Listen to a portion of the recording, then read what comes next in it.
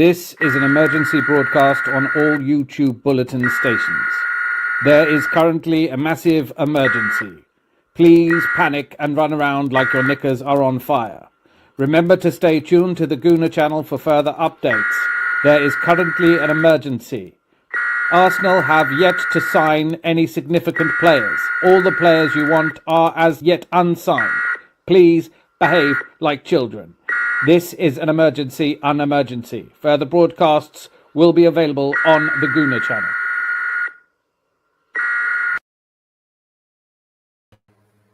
Hello, Sunday night. We are the holders of the Emirates Cup. Ebricheze has won the Community Shield. Penalty shootouts. Some of penalty shootouts that, frankly, aren't quite what you normally expect from them. Great to see you, by the way. We have a fair bit to talk about, but thank you, first of all, to all of you who joined me yesterday for our 6-hour stream marathon. 6 hours. I enjoyed every moment of it. I'm not sure you did. Go back and watch it. We did a movie. Sam joined us, but Tom and I did a movie show. I really enjoy talking movies.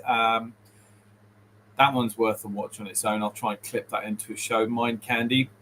But of course, it's been a week. It's a good time to reflect. I think Sunday night show is a good time to just to be grateful, just to think, you know, what the week has brought us. Week is a long time in football, as you know. We had the game against Villarreal, which a lot of people thought was part of the Emirates Cup. Obviously, it's not. Come on. The mighty Emirates Cup was lifted. Ugly thing, isn't it? It's an ugly trophy. But the Emirates Cup was lifted, and so we got what I imagine is going to be pretty consistently the case throughout the season. We got an Arsenal week. We got everybody losing their shit because, you know, we lost 3-2 to Villarreal, and it wasn't a great performance, and everything was wrong, and Jokerit hadn't scored, and we didn't get enough minutes, and etc., etc. Boom, boom, boom. My favourite moment, my favourite, I don't know if you call it, I don't know what to call it. My favourite clip from today was on a comment section, and it was someone saying, Shane Gooner, saying, the overreaction from Arsenal fans after a pre-season friendly is jarring. Our standards are in the bin. So basically, we had to put up with loads of people getting utterly pissed off because of a pre-season friendly. Then we win really convincingly. Really great performance, and apparently we're celebrating too much. That's what this season is going to be. Buckle up. This season is going to be a roller coaster. Right, there's a lot of you here, and I'm going to have to say hello, otherwise you know what it gets like. We get lost. But first of all, when Hawkwind appears, Hawkwind is here.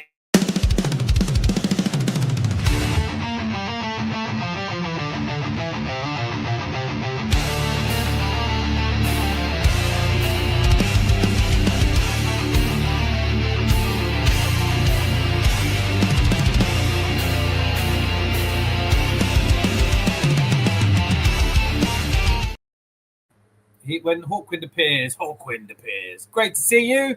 And I didn't even read out what you'd said after that. Keita, we need a winger. We do. I'm not sure it's Eze. But I like Noni Madueke. We will get to that. Miss Melina, Queen of Arsenal. Brilliant to see you. Hope you're feeling well. And Idris Adam, or Idris Adam. Or there's so many different ways to say your name, Idris.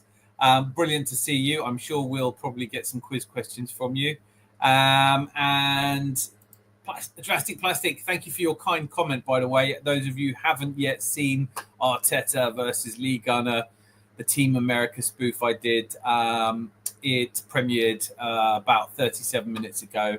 It's been a labour of love. I really enjoyed making it. Hopefully you all enjoy it as well. Chalkers, as I live and breathe. Good evening. Hello, good evening, and welcome, Chalkers, to the Adams Arms. It's brilliant to see you. How have you been? Kermit's middle finger with a ribbit. Happy Sunday, indeed. Crystal Palace winner.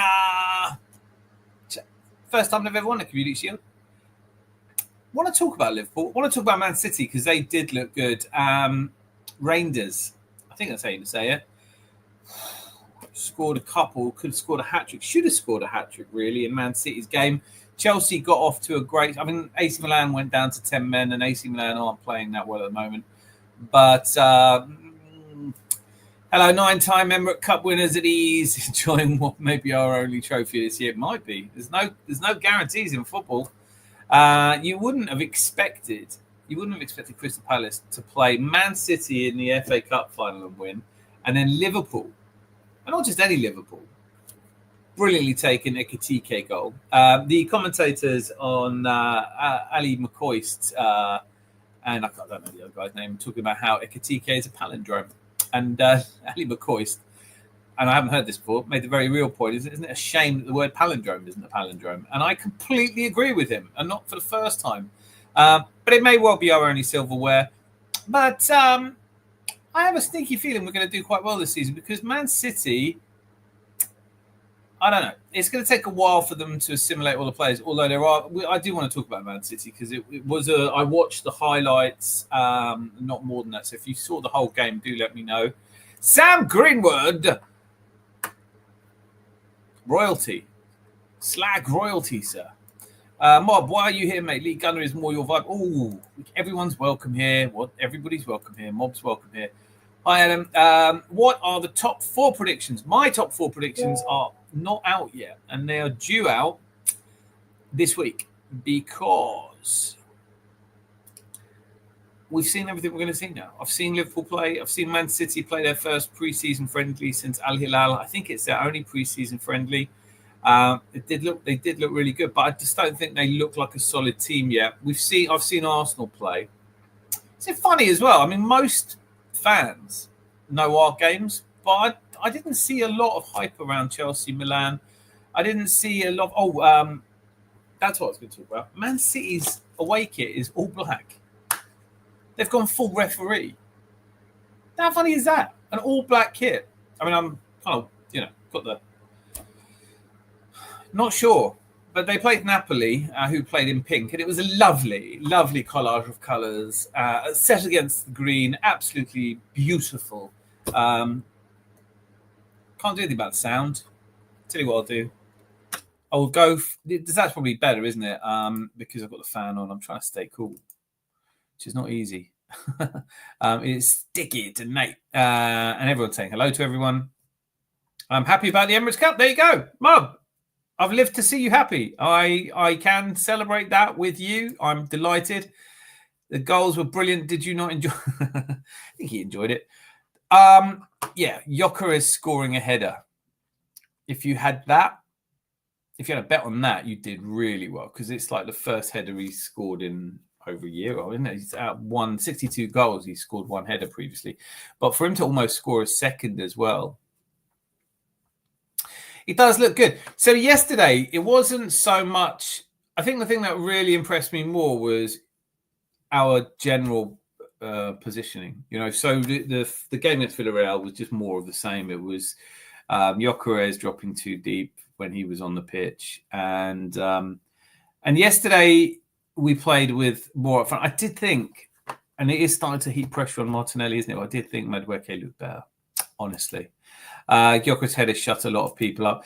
I'm cautious about this because much as I want to believe that people have been shut up, it's still early days, right? I mean, he might get into the league and not score for 10 games. I saw this happen with Dennis Bergkamp, who went on to be the best player I've ever seen in red and white.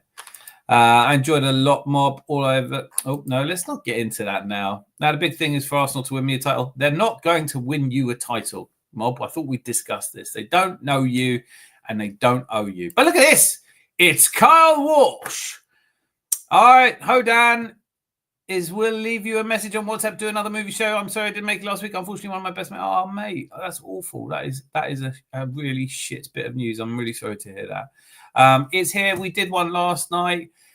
Look forward to another one. I'm going to do loads of these movie shows with anyone who wants to come on because I absolutely love it. We got into a really interesting Mr. Tom. Mr. Tom, that's his name. That name again is Mr. Tom. I'm going to make that catch on, by the way.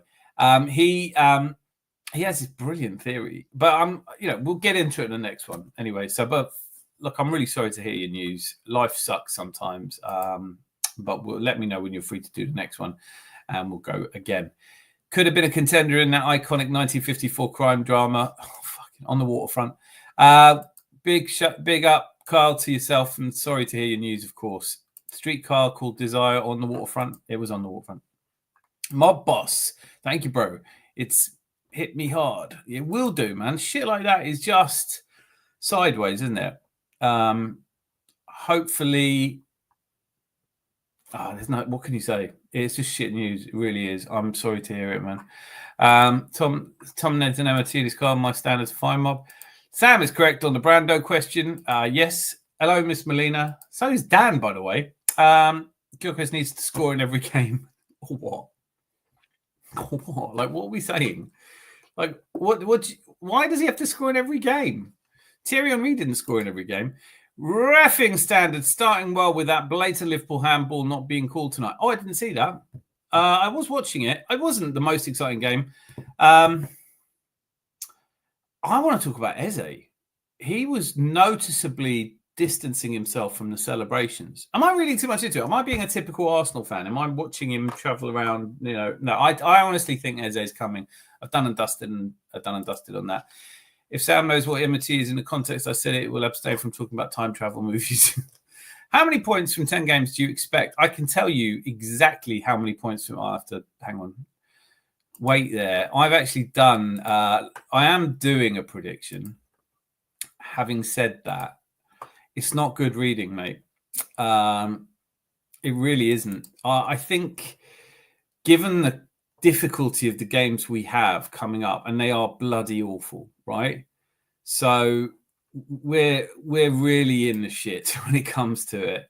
I know. I think I predicted we might only have 6 points from 8 games, something like that. I'll get it. I'll go through it in a little bit anyway, and give you a full lowdown. I'm just having to open up my Excel so that I can look at it. But I've done a forecast based on what you'd expect us to get from the matches, based on 5-year performances and all that kind of stuff. It's pretty grim, mate. It does make for pretty grim reading. So, see, this is the trouble. I cannot multitask. Don't you start, Tom. On the Waterfront, amazing movie. I think Eze could be on the way. I think so too. Given the way he sort of failed to really celebrate. Sam attacking Junior Firpo is unkind and hurts my heart.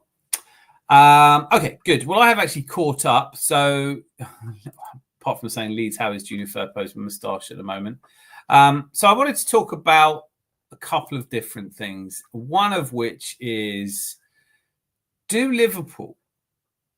I think, look, Liverpool, I've said this a few times. Liverpool look really solid in certain areas. But today's game, the preseason so far has not been kind to Florian Wirtz. I'm not sure he's totally bonded in that position. 2 players, though, for Liverpool, I thought had absolute howlers. And it's probably too early to call this some sort of trend. But we saw towards the end of last season that Mo Salah, his form really dipped off. Today, he was really bad. I mean, if Raheem Sterling had had a match like this, he would have caught it all ends. 13 of 20 accurate passes, only touched the ball 26 times. He was on the full 90. And no successful dribbles, missed 1 big chance, didn't win any of his duels, lost possession 12 times, which when you think he only passed the ball accurately 13 times, that's pretty sick, isn't it? And I don't mean in a good way. The only positive thing about our first 5 games is if we do well, could set up a really strong title challenge. I'm just worried. I'm worried because people don't do the deep dives. They don't look at things in detail. So what they're just basically going to see is that we've played badly. And I don't think that's anything like the right way to look at this. I think at the moment, people will I think we'll have a really bad start to the season. And that's okay. I've just pulled it up. So our first game is away to Man United. I think we'll beat them. But if you're basing your prediction on the previous 5 years and how we usually do, we on average get 1.4 points per game up there. So that's closer to a draw. So I'm predicting a draw. Leeds at home, Mr. Tom. I'm saying that's will wallop you. But then we go away to Liverpool. You can't really predict anything but defeat away to Liverpool. But I think we could get a draw. So if it's a draw at home, away to Man United, a win at home, that's 5 points from the first 3 games, then 8 points from beating Forest, then City at home. Let's say we beat. I think on a really good run of 6 games, we have 14 points in our first 6. If our first 6 games go as they usually do, based on the last 5 years, then we'll have 8 points from the first 6 games. And Liverpool could potentially, having really only one fairly tricky away game at Newcastle, they could be on 18 points. It could be 10 points clear. And you're never going to hear the end of it. Social media, all of the pundits, everybody's going to be saying what a shit start we had, because that's what they do. When Tottenham raced off and became top of the table after 9 games, nobody looked at it and said they've only played easy teams. When we had a really tough start to last season, playing 4 of the 5 most difficult away matches in the first 6 away matches, nobody said anything about that. You never hear anyone talk about fixtures. The common feeling is that fixtures just balance themselves out over time, and that's just not the case. If you start off really badly and we sack a manager or something, or fans go against it, the momentum isn't there, then you can really see how the start of the season might undermine the entire season. Definitely did last season. We got off to a reasonably good start with the win away at Villa and the win at home to Wolves. And then it derailed a little bit because of the red cards. And so I can honestly say I'm worried about the start that we have to the season. Look at this. Gary's here. Gary, I'm not bitter. I'm not upset with you. But, the whole point of yesterday's 6-hour live show marathon was to get clipped. And I think I did my bit in the goal celebrations. Can you say the same? Anyway, we didn't get clipped. And then I realised, look, it's an Emirates Cup. You don't get clipped for that. So I've chosen not to blame Gary. But more effort next time, I think, is needed. Where is Andy tonight? I don't know. But hopefully he does make an appearance. Hello, Gary. Hi, Idris Adam. Greetings, Gary and Sam. Rude of me not to acknowledge him, even if he is a slag. We are going to be in each other's next starting game 1. I am afraid it could all kick off. You said this last time, Mob. Do you know what? These days, nothing ever kicks off. It's all, fucking kicking off, right? And if you're the sort of person who, if you like a tear up, you like a tear up. You have one anyway, right? You don't need a reason. I mean, but a start to the season, can't we all just enjoy football? If you don't enjoy football, don't watch it, man. Arsenal will win against Man United and Leeds, then Liverpool. Oh, I'd love to have your confidence. Where's Rosie? More to the point, I'm moderating and I'm doing the show. Good God. I need to make some more of you moderators. Give me a link if you want to be a mod. Want to be a mod or a rocker. That's fine. I'll put it in Tom being a complete cheese puff notebook. No one's kicking off in the comment section. Do you know what I mean? I very much hope so. It is hopefully you had a relaxing day. I've had a fairly relaxing day. I am making content, which I really enjoyed, but it does sort of consume you. If you haven't had a chance yet to see Lee Gunner meets Mikel Arteta Team America style, please do click after this and give it a watch. I'll be a mod. Mod to Marcus, mod being a mod. I don't know how to do it, so you're gonna have to wait. But everyone who wants to be can be, and just be nice to each other for flip's sakes. Just be nice to each other. It's a pub. Don't want to have to throw everyone out. I do need a drink. So I think Liverpool. I think you know what? Florian Wirtz is a great player. I've seen him play so much, and he's a great player. But I'm surprised at how far forward they're expecting him to play, particularly when they took Ekitike off. When he came off, I kind of thought, does this mean that they're expecting Florian Wirtz to play totally up front? I don't know. Mo Salah isn't the player he was at the start of last season. And is he having a sort of Aubameyang, I've signed a new contract wobble? Konate was bad today. But I tell you what, it was really the two disappointing performances. I thought Florian Wirtz was really disappointing, but he did set up the goal. Ekitike did take the goal. Brilliant. So there is and they looked really worrying. I'd say the three worst performances of the day, though, were Mo Salah, Virgil van Dijk, and Eberechi Eze, who looked a little bit like he was lost all game. And I am starting to think it has to be because he knows he's coming to the Arsenal. I thought it was really weird. Everything about that celebration, he distanced himself from the pictures. Everything about it is weird if you go back and watch it. But am I reading too much into it? Please let me know in the comments. I've done a done and dusted, so really this should not be a question of debate anymore. Really is as simple as Eberechi Eze is coming to Arsenal. And it must be weird for him to be celebrating Crystal Palace first ever Community Shield.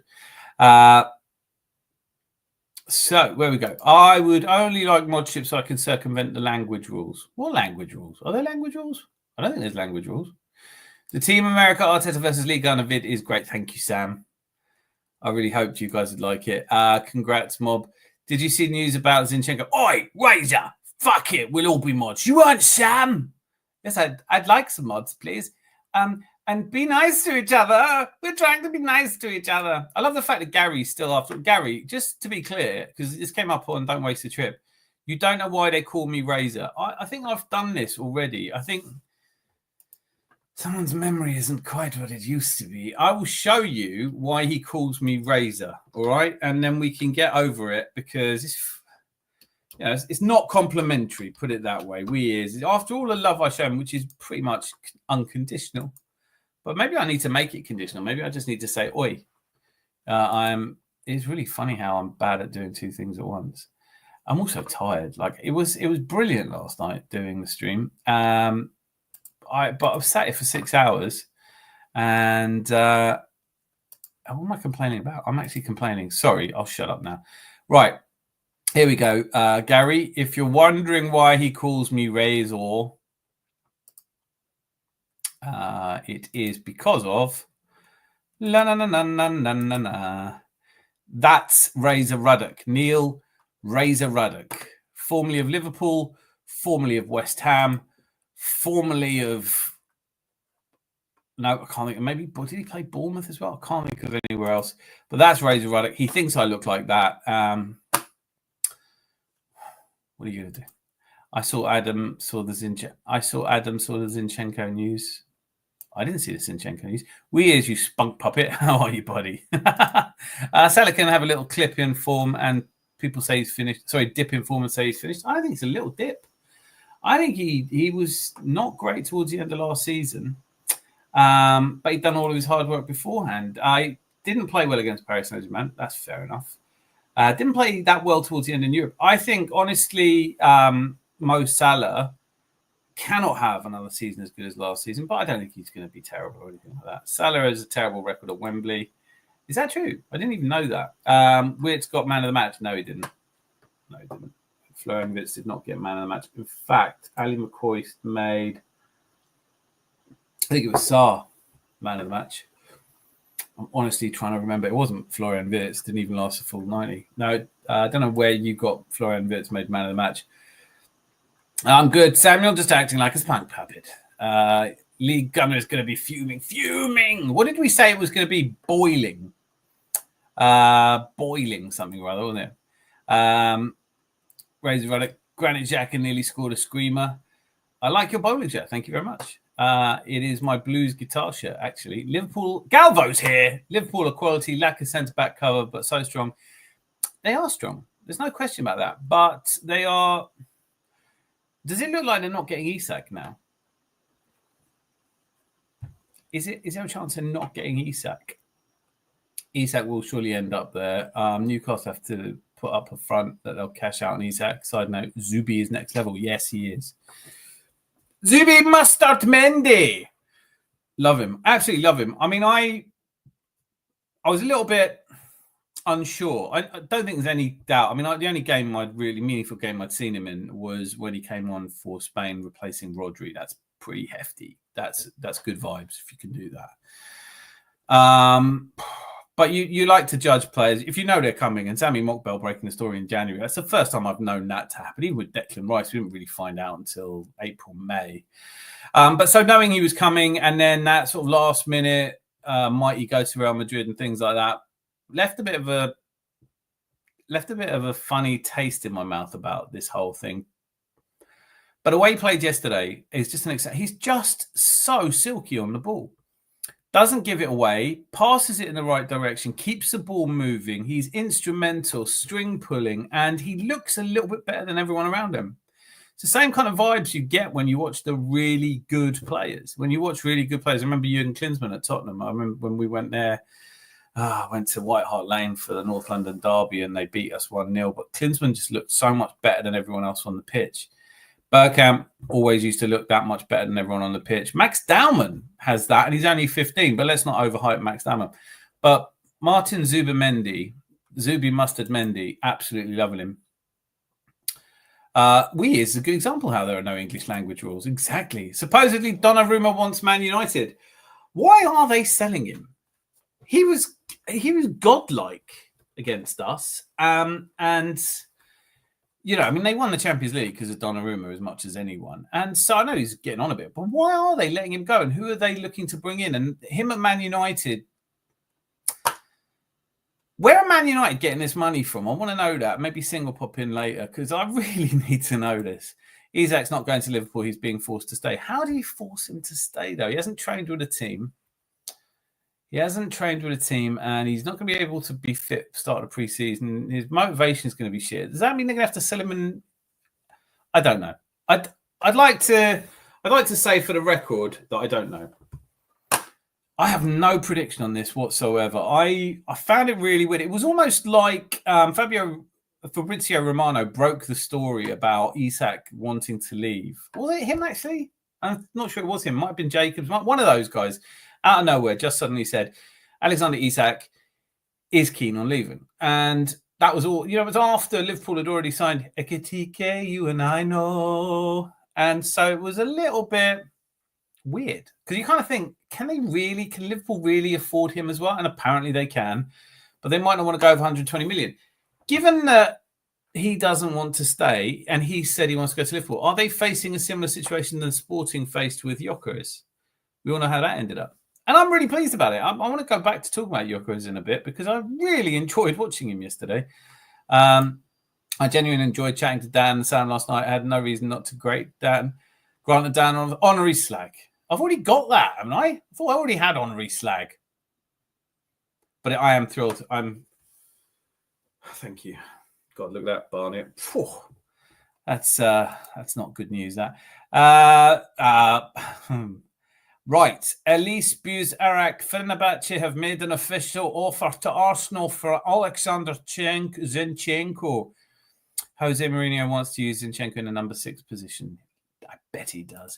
I think Salah is finished. I think it happened towards the end of last season. Boytendio, great to see you, sir. I think so too.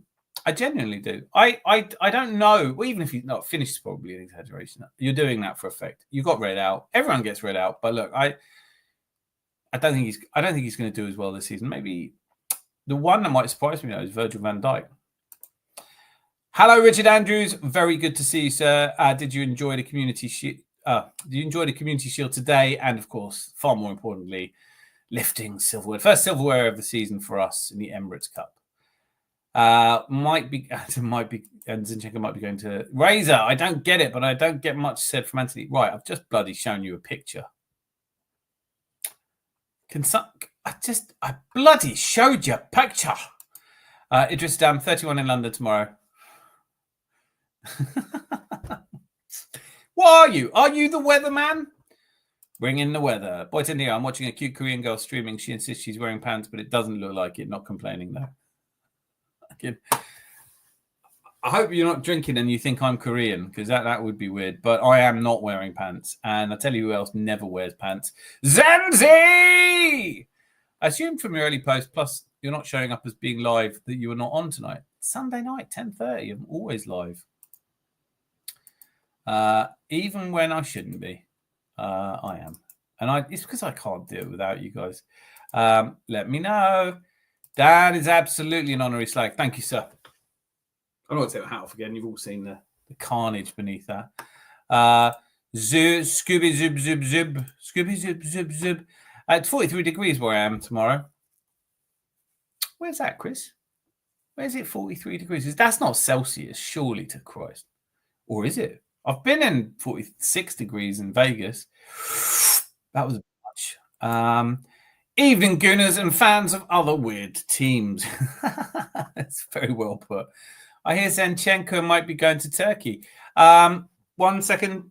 I can confirm. No, it is in fact, no. Mum's gone to Iceland, apparently. We will get you more on that as we get in. Chris got deported. Where to? I want to know where now. Zanzi, you glorious slag! Zanzi, you glorious slag! Zanzi, Zanzi, Zanzi, Zanzi, Zanzi, you glorious slag! Is that cultural appropriation? Yes, I don't know. No. What is cultural appropriation? Can you just confirm what is and what is not cultural appropriation, please? I do not know. Apparently, you can't dress up as a Mexican, but people from Africa can wear Western clothing. So, I don't know. It does make sense, does it? Well, we'll mug through somehow because I've stolen the clothing of humans. How are you, Zanzi? Yeah. I don't know. I'm not supposed to be on either, so I don't know. Okay. No, you weren't showing up as being live, so I assumed with your earlier broadcast of Mr. Arteta and Lee that you weren't going to be on. So I thought, oh, Dan's done his bit for the night. We'll see him Tuesday. No, I spent ages making that, but it was always to go out for tonight before tonight's show. It wasn't. Did you? Tonight. Yeah, it did. Oh, right. So it wasn't cobbled up in like 2 minutes. No, thanks for thinking it might have been. No, it takes quite a bit of work. That I can imagine. There's a lot that goes into it for 4 minutes, which is why it's funny because I've always talked about I want to do No Time to Dare.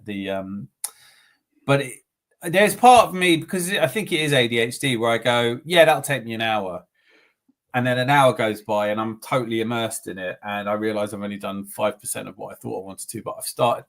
So I should finish and I carry on. And like it literally, I started it at 10 this morning. I finished it at 9:30 in the evening. I was watching the football and whatnot. Imagine thinking Zubimendi would have trouble adapting when he rings around the English one. There's still people saying that. I was watching. I cannot get enough of Deluded, by the way. Like his show. I mean, at the moment, I go through phases, but his content and like that, he was talking to Laurie. I know it was clipped from previously, but there were people in the comments. You probably saw it, Boyd Tendio. Like there are people in the comments saying, he'll get found out or he's not good enough. If you're great at football, you play anywhere. I think he really took the game by the scruff of the neck yesterday. I really enjoyed it, and it did allow players to get further forward. It wasn't all brilliant. Look, Zanzi, put some fucking trousers on. We're in the company of royalty here. Dun dun dun. Well, I might as well be in the middle of the two avatars. Mr. Sam Greenwood. Evening. How are you? King Slag.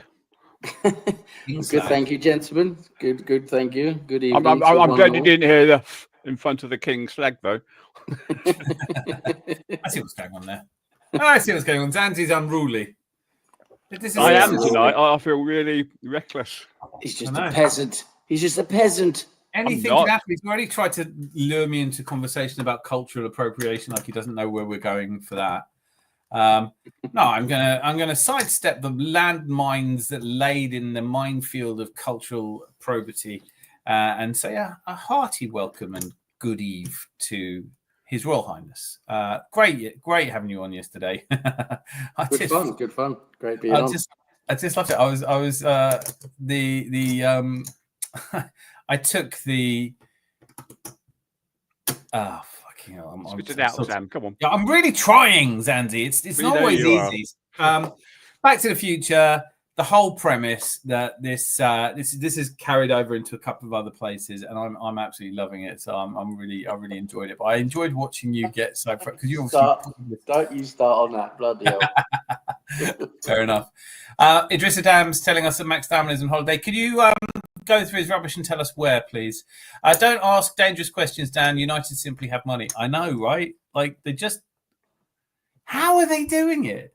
How are Man United? They're not in Europe. right? How are they just going, oh, we'll have him, oh, and him? They've just bought Sesko. They bought Mbeumo. They bought Cunha. They're not selling players. You know, they're just throwing money at. That's what Man United's always done, isn't it? They just throw money at everything. And they still couldn't beat the team who lost to Leicester. And they couldn't beat the team that lost to Leicester. Oh, yeah. Tottenham. Yeah. God, that's disgraceful. No, not Tottenham. Their last game. Because the team Man United drew 1-1 with lost 2-0 to Leicester a few days earlier. Can't you just tell us who they drew with? Wouldn't that be quicker? I can't even think who they're playing. I can't remember who it was, but yeah. But I just love seeing all the Man United fans just all of a sudden having to swallow now that they've got Sesko, because they called him Tesco, didn't they, when we was going for it? It's so frustrating, though, Sam, because of as you know, and I don't want to labour the point, Gyökeres is our player now. I bloody love him. All right, I love his attitude. I mean, it was great. It was wonderful watching him score with the head. I love everything about him. I like the bones of him. He's a great player, but I do think Sesko has a higher ceiling and is probably a better player.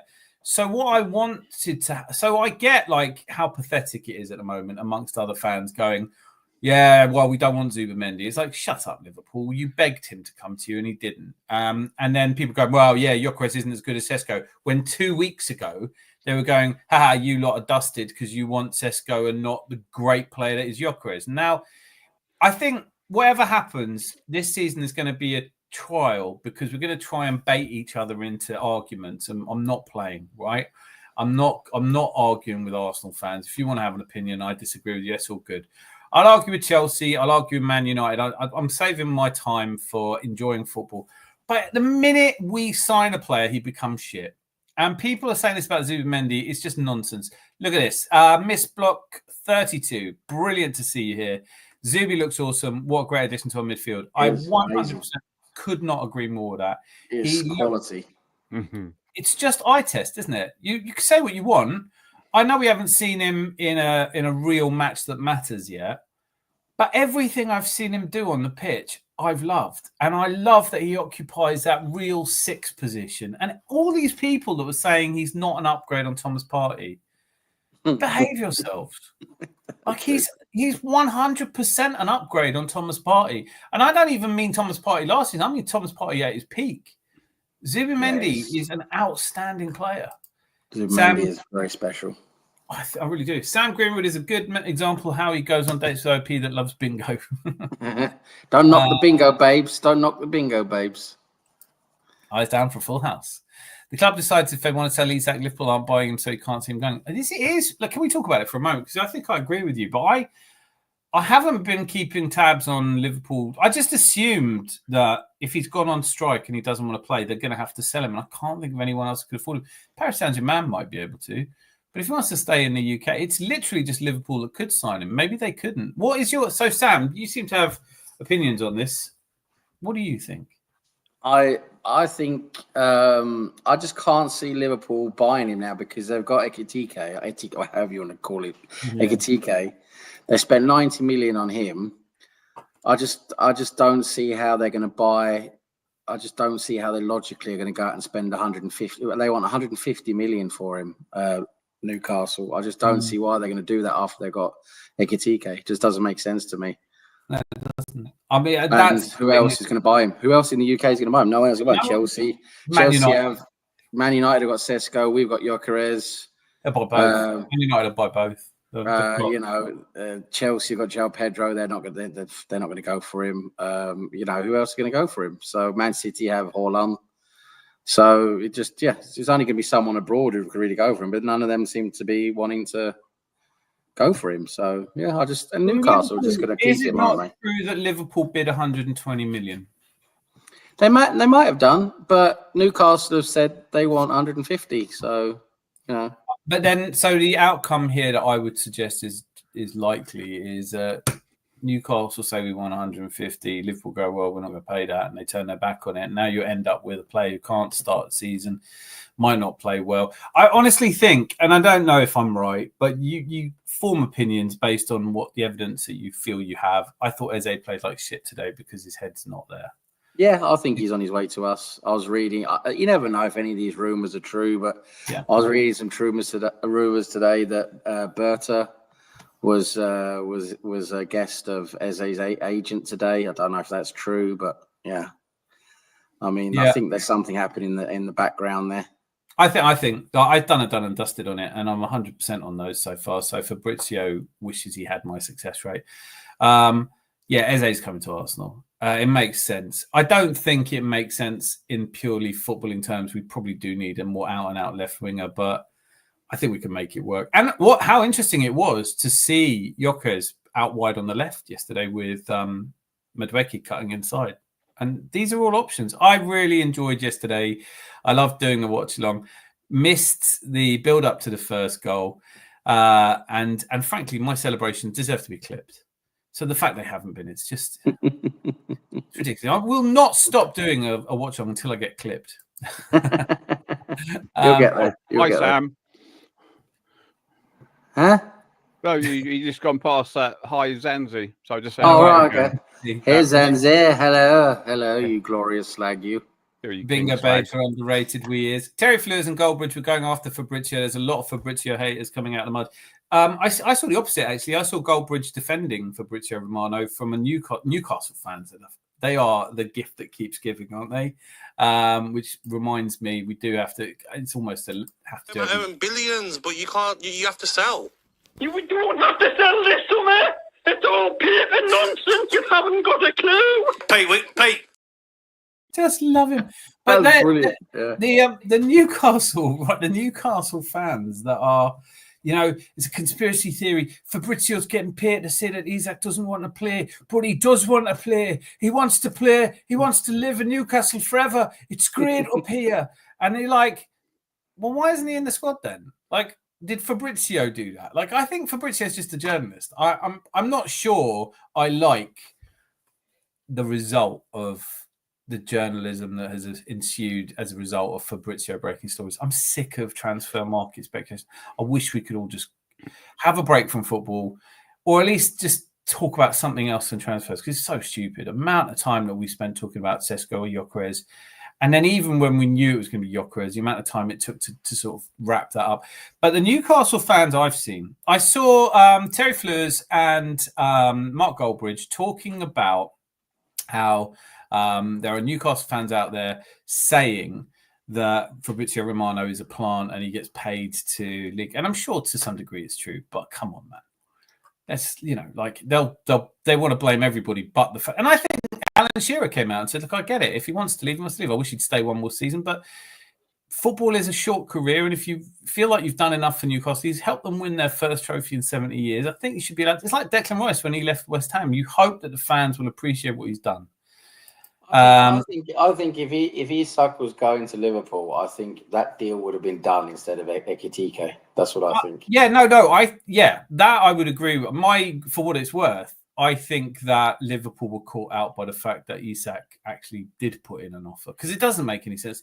But you say that if they sell Nunez and they sold Diaz, and obviously the tragedy of Diogo Jota, which was a little bit goosebumps today that the goal went in on the way it did on the 20th minute. Yeah.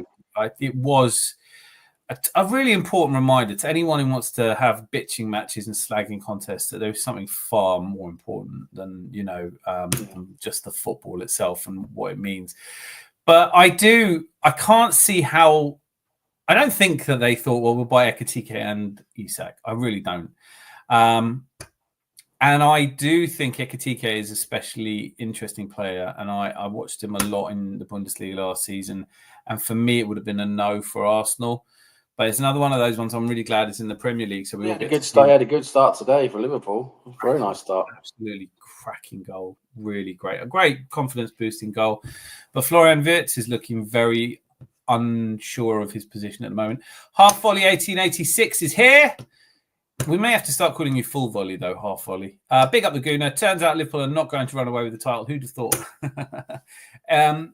Certainly, if, let's say, they sustain an injury to Konate, then they really are very short at the back. I don't know if that's going to get fixed. We've had the Community Shield now. I mean, I've got to get it in my head. It's next weekend. Football starts next week. It's mad, isn't it? We are off. Yeah. 5 days till it kicks off. Yeah, Friday. Yeah. Fairer to say Salah will downgrade to very good this season. I think so. But I don't want to predict that. Actually, no, I do. I'm going to predict that. But this week, I'm doing 4 shows for the 4 title challenges that I think, and I'll analyze them and put that out. Very good yesterday. Victor was very good, and Zubamendi was great. Next stop, Old Trafford. Yes, I don't like going to Old Trafford, though. You know, that conversation got me forgetting I'm disabled. Well, if it can do that, then that's powerful, isn't it? Welcome, Half Volley. I don't think the Community Shield is enough to decide the title. You naysayer. How dare you? He talks a lot of sense, that Sam Greenwood does. Talks a lot, yeah. Who? Not when they got Sam Greenwood, the Norwegian condom stretcher.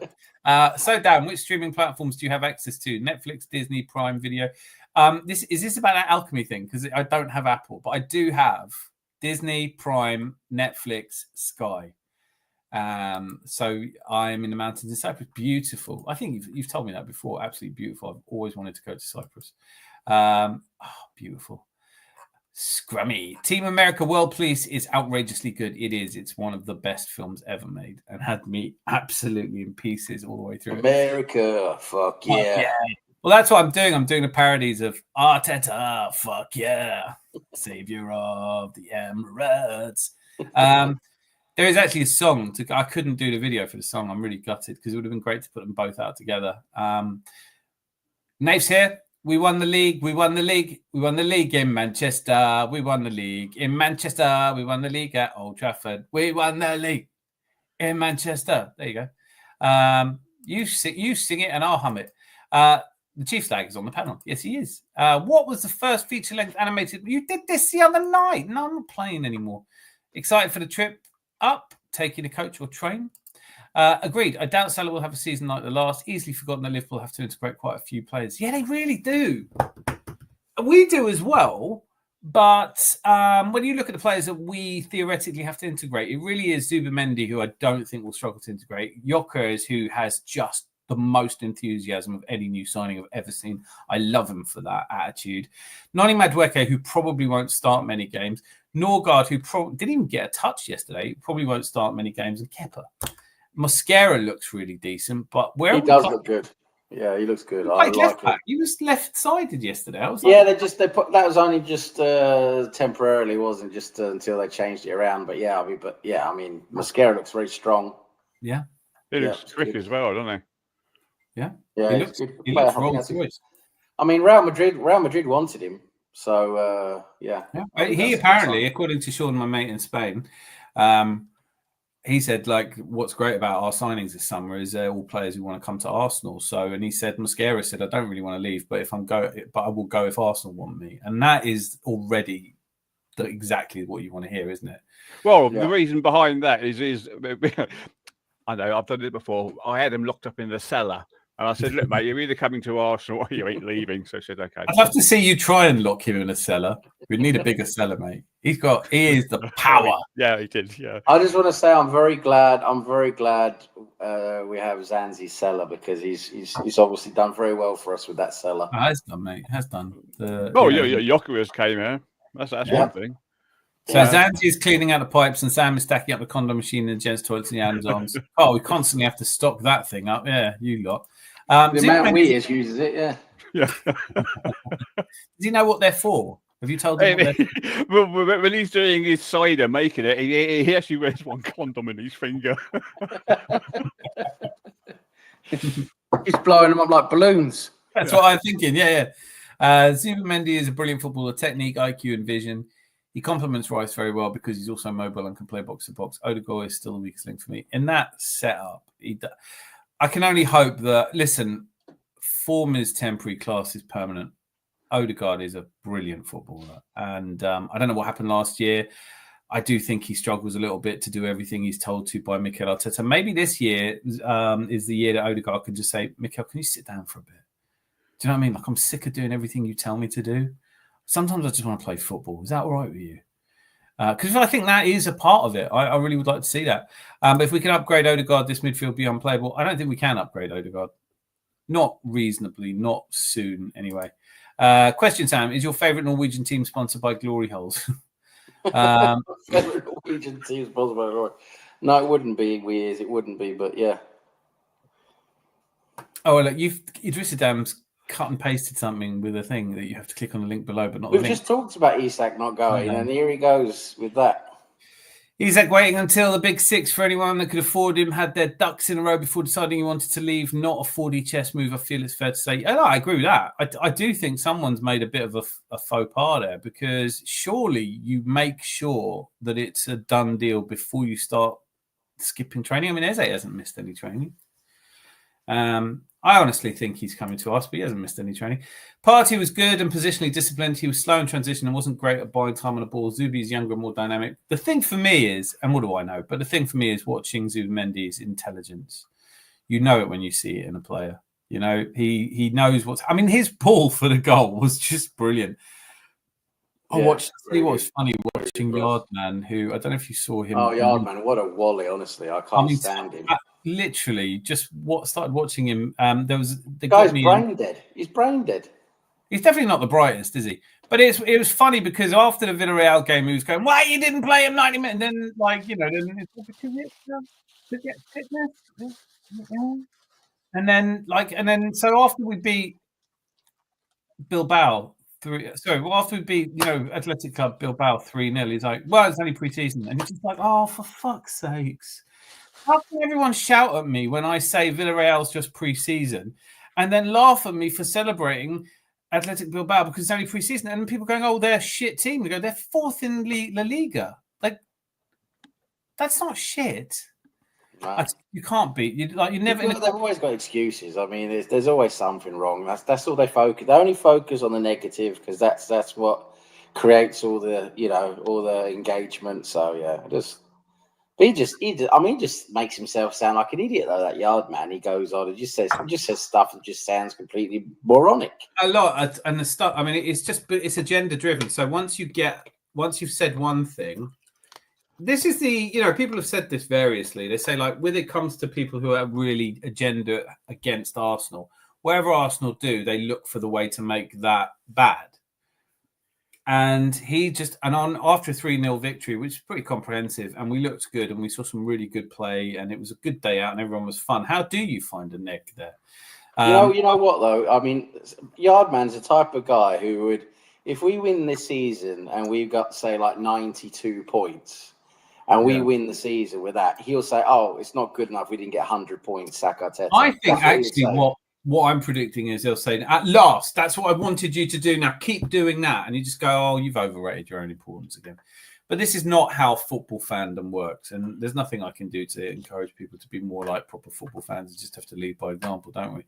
Nave's here saying intelligence shit. All mob. Liverpool lost the Charity Shield, Premier League champions, 300 million spent. What a joke. Embarrassing. They'll never win under Slot. Outdone by Glasner. They should sack him. Saladin. I do think they should sack him. You know what? Glasner deserves a lot of credit because he has turned Crystal Palace into a very good little unit. He really Austrian. has. Mate, what do you want? He's Austrian. You know. Austrian, there's some good that comes out of Austria. Shut up. Norway. You were an Arsenal, weren't you? And I know you weren't. So, okay. I'm not going to get into Second World War antics, but I won't say anything then. No, please don't. No, I think he's doing great, but I'm worried they're going to lose him because they have. Yeah, I mean, Glasner's obviously on a few wish lists, isn't he? He is now, yeah. I mean, look, that is insane, isn't it? He beats Liverpool and City to win the only 2 bits of silverware Crystal Palace have ever won. I had a sneaky feeling from today. I really did. But I thought it'd be 4.5 goals. So what do I know? If they end up in the conference, because is it the Conference League they're going to end up in, or is it out of Europe? We'll find out tomorrow. We'll find out tomorrow. So, because is it the worst case scenario Conference League for them? Yeah. So if it's worst case scenario Conference League, I think they could be a serious contender for that. They could probably be a contender to win that. I just think if I was a Palace fan and I'd wait. Yeah, of course you want the Europa League, of course. They were kept out of Europe the last time they qualified because English clubs were banned in 1990, and so this would just be too much. I love Palace fans. I mean, I know obviously I'm not that far from Palace here in between London and Brighton. I do love Palace fans. I've never met one I didn't like. I tempt fate a lot, don't I? But no, I honestly, I was for all of people I know I used to be my second team when Ian Wright, Mark Bright, John Solarco, Andy Gray, Jeff Thomas, when they were all playing for Palace. I loved watching Palace. They had a little bit of the crazy gang spirit, but a lot of finesse with it. And Steve Coppell was a great manager. So I'm really pleased to see them doing what they're doing. I think they're keeping hold of Mark Gahey, which is great, but they need to go and buy some players. Especially, I mean, if you look at the players they've lost, Elise, and if they could be losing Eze as well. And that Mateta is very good up front, isn't he? Yeah. I wonder what he'd go for now, because he's so strong. He's so strong, and he's good on the ball. He could shoot well. I mean, he's really getting. I mean, he's developing really well. I think he's becoming a top striker. Yeah, no, I mean, he had a great season, and if he carries on in that vein, it's going to be tough for Palace. So I think we all know it's going to be tough for Palace. But there is a strategy. I think you're absolutely right, by the way. They have a very good chance to win the Conference League. I would go for that. I wouldn't worry too much about league position because I don't think that they're really in any danger of going down. But Idris Adam asks, are we doing more watch-alongs? I'm doing them until I get clipped, mate. Yes, it's basically what it comes down to. Although there are much better places to get your watch-along fix than the Gooner channel. This is much more a sort of pub environment. But if I have to do it without anyone watching, I still just want to get clipped. I've got it in my head now. Charity Shield exposed Liverpool's soft centre without Gravenberch. Yes, Gravenberch, newly a father. So maybe he have a season like Odegaard did when he became a father. Gravenberch is an outstanding player who's won Ajax Young Player of the Year. And if you ever get a chance to look through I can't remember what that award is called, but if you look through it, the people who've won it, you just think, Ajax. They've done some good work. Fabrizio Romano is not a Chelsea fan, is he? Is he? I don't think he is. Bournemouth away. I think probably a Napoli fan, isn't he? Bournemouth away to Liverpool on Friday and have just lost their best defender. Yes. Bournemouth away to Liverpool on Friday is going to be an interesting one. Maybe I'll do a watch. I'm not doing a watch on for a Bournemouth Liverpool game, but Bournemouth are going to drop off surely this season. They can't sustain what they did last season. But Iraola is a brilliant manager. Perhaps if we do end up sacking Lego Head, I've been pretending to be Lee Gunner all day. Please bear that in mind. Are you going to be stupid not to think he's an upgrade on Partey? So yeah, we called this even on the eye. You've got to be stupid to not think he's an upgrade on Partey. Great signing plus no nasty baggage either. Yeah, the only worry I had about Super Mendy is does he want to be here? And when he came on yesterday, he came on with a steely determination, which I really loved. But just on the football, everything about him is immaculate. There's not really a lot. He did not put a foot wrong yesterday. What impresses me with Zubi is his range of passing. Yeah. I mean, the assist for the first goal is a thing of beauty. Great cross, yeah. First. When have we ever been getting them in the box? You know, he's got just pop that on his head and then we get a goal. And then what else do we need? Oh, okay. You want me to win every tackle? All right, I'll do that. Gabriel was back. I don't know how you judge fullbacks in games like this, but I didn't think Timbo Calafiori had put a foot wrong, really. Calafiori looked good. Well, I thought Calafiori looked good yesterday. Yeah, I think he's going to play more than Miles Lewis-Skelly. I think that's reality. Yeah, I mean, Miles Lewis-Skelly came on, he didn't look completely fit. He made a few mistakes. I think at the moment, Calafiori, he's going to start ahead of him. Do you know what, though? My favourite moment of the game, the header from Gyökeres, which is brilliant. The one that nearly went in was brilliant. The diving header was good at the post. Yeah, if that had gone in, it would have been just the perfect start, wouldn't it?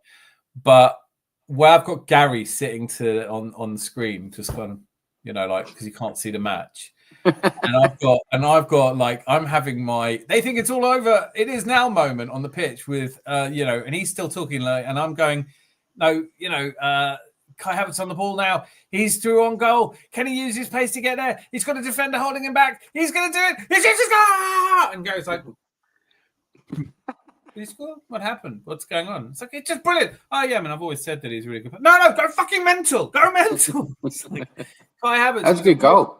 That's a good goal. I mean, the one thing I always say about Kai Havertz is that he's a lethal finisher.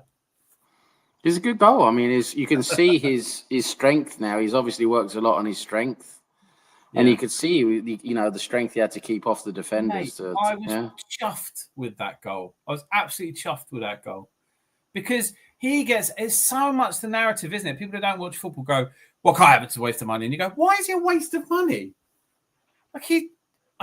Anyway, I'm a fan. That Back to the Future segment yesterday made me laugh, made me cry laughing. Good. Agreed, mate. There was a reason why all the top teams in Europe were after Zubimendi. My only fear is that he'll attract a lot of sneaky Newcastle type fouls. Yeah, that's fair. I think he's too clever to get fouled. 15. This is a great point, Miss Molina. 15 million Mascara, steal of a signing. He looks the shit. I was gutted we didn't get Gerald Herto, but we have done some good business. If you think, look, I'm not getting into this. If somebody wants to sit here and tell me that Norgård isn't a good player, you can do that. But he is. He is a good player. He's got good attitude. He's really a good squad player for us. We picked him up for 9 million. Kepa Arrizabalaga has probably had a better preseason. I know he hasn't played much, but he's had a better preseason than David Raya. He was 5 million. We spent 30 million on those 3 players that could easily play in our first 11. And that's some stupidly good business. It is incredible business for squad players. Yeah. That's what you want, isn't it? If we sell, we won't sell Norgård, we probably won't sell Kepa, but if we sell Kepa tonight, it'd be 15, 20 million. So bang, 10 million, and that's an incredible. My first ever sales manager said to me, he goes, never buy anything you couldn't turn around and sell for profit. I haven't lived by that, but we've just done that with those 3 players, no question at all. But we've actually managed to upgrade our squad players. We've actually brought in players of higher quality who are closer to actually being, starting 11 players. And we've done it for next to nothing. I mean, it's incredible business. There are some things you just think aren't even going to be debates, right? They're not even going to be conversations. Unless somebody's been sniffing glue, no one could ever think different, right? You kind of think Jorginho out, Partey out, Norgård in, Zubimendi in, massive upgrade in the midfield, right? Defensive midfield position. And then people go, there's no way that Zubimendi's as good as Thomas Partey. It's like, what? Liverpool didn't try and sign Thomas Partey for 50 million. You're not the number 6 for Spain. Yeah, do you know what I mean? Winning the Euros, winning the UEFA Nations League and all of that. And you're not the starting number 6 for Spain if you're no good. We bought those 3 players for 5 million quid less than we played on Vieira. Yeah. Oh, I think it's between 2 and 5 million. Absolutely right. Yeah. I mean, it's great. We are doing great business. The only area now that I think we're all on tenterhooks is, can we sell some players? Because is Trossard injured? Is that why we didn't see him? No, I think he is just going. Look, I really thought he was going to Fenerbahce. Idrissa Dan, perhaps you can break some news. Where's Trossard off to? I didn't see him. Was he even in the squad yesterday? I don't think he was in the squad. Hang on a minute. He was. Not only was he. No, he wasn't. No, he wasn't in the squad. No, I'm just saying maybe he's going then. Maybe we're getting rid of him. Sambi Lokonga was in the squad. Reece Nelson was in the squad. Alexander Zinchenko was in the squad. I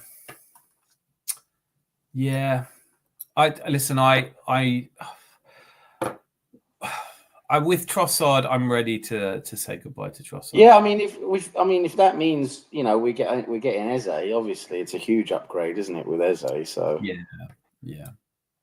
I mean, I'm really looking forward to Eze coming. I'm pretty certain he is. Sam Greenwood talks a lot of sense in the chat one day. He does. He does. Wise man. I think Zubimendi's skill set could make Odegaard redundant. Eze on the tip. Rice, Zubimendi were cooking.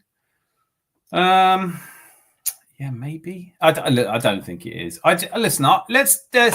This is my take. You can do whatever you like. I'm saying that from the first time Odegaard came to the club and he was on loan, I really liked him. He's my kind of footballer. Up until the injury last season, so what's that, September? I thought he looked great, everything great. He's a great player. He didn't have a great season. But I'm always prepared to give somebody 2 seasons, which is why I'm having a problem with Martinelli now. because I can't give him a third season as bad as he was last 2 seasons. Because it's not that he's bad, but he's just not the left winger of a Premier League winning team. That's how I feel. No, he's not. He's not world class. He's not world class. He's not even really properly elite, in my opinion. You know, that's what we need. Martinelli, bless him, he works really hard. He's good at tracking back. But the guy, what my biggest issue with Martinelli is he nearly always chooses the wrong pass when he gets into the box. He'll either try and go across the goalkeeper when there's no one there, or instead of passing it back diagonally where there's always someone there, or he'll just completely miss a cross. He's just not good with his final ball, and that's you just can't have that when you want to try and win the league. No, I agree with that. I agree with everything you just said. We talked about it on the live yesterday as well, because obviously Gary wasn't watching it, so I had to explain what he was doing. Like, Martinelli's got the ball. Guess where he's going? Byline. And guess what's going to happen next? Right. So we know. So, like, if I even said it in the stream yesterday, if I was the fullback, I'd just go and stand on the byline and wait for him. Save a lot of time. Yeah. Fucking, you know what? Like, I'm not running with you. You're quite nippy, but to be honest with you, you're gonna lose the ball. So I might as well. Being cool. So Boy Teddy, I knew it was going to be. The Apothecary Diaries is available on stream on Netflix, Prime, and Disney. I think Google says so, so I believe it. I will look for it. And this is now the 5th show. I think you've mentioned it. So I am definitely taking your advice, and I will definitely watch it. I would advise watching it subbed with Japanese audio. It doesn't have to be that way, though. Oh, is it Japanese? In that case, I've got to watch it. My stepson taught himself Japanese. He loves Japanese, anything Japanese. Is it Japanese? Well, brilliant. Let's do that then. Toto Wolff is also Austrian. Oh, I would love to hear a Japanese person saying apothecary. You like to sail next to there should be a delay button for you, shouldn't there? This is welcome to 2025, by the way.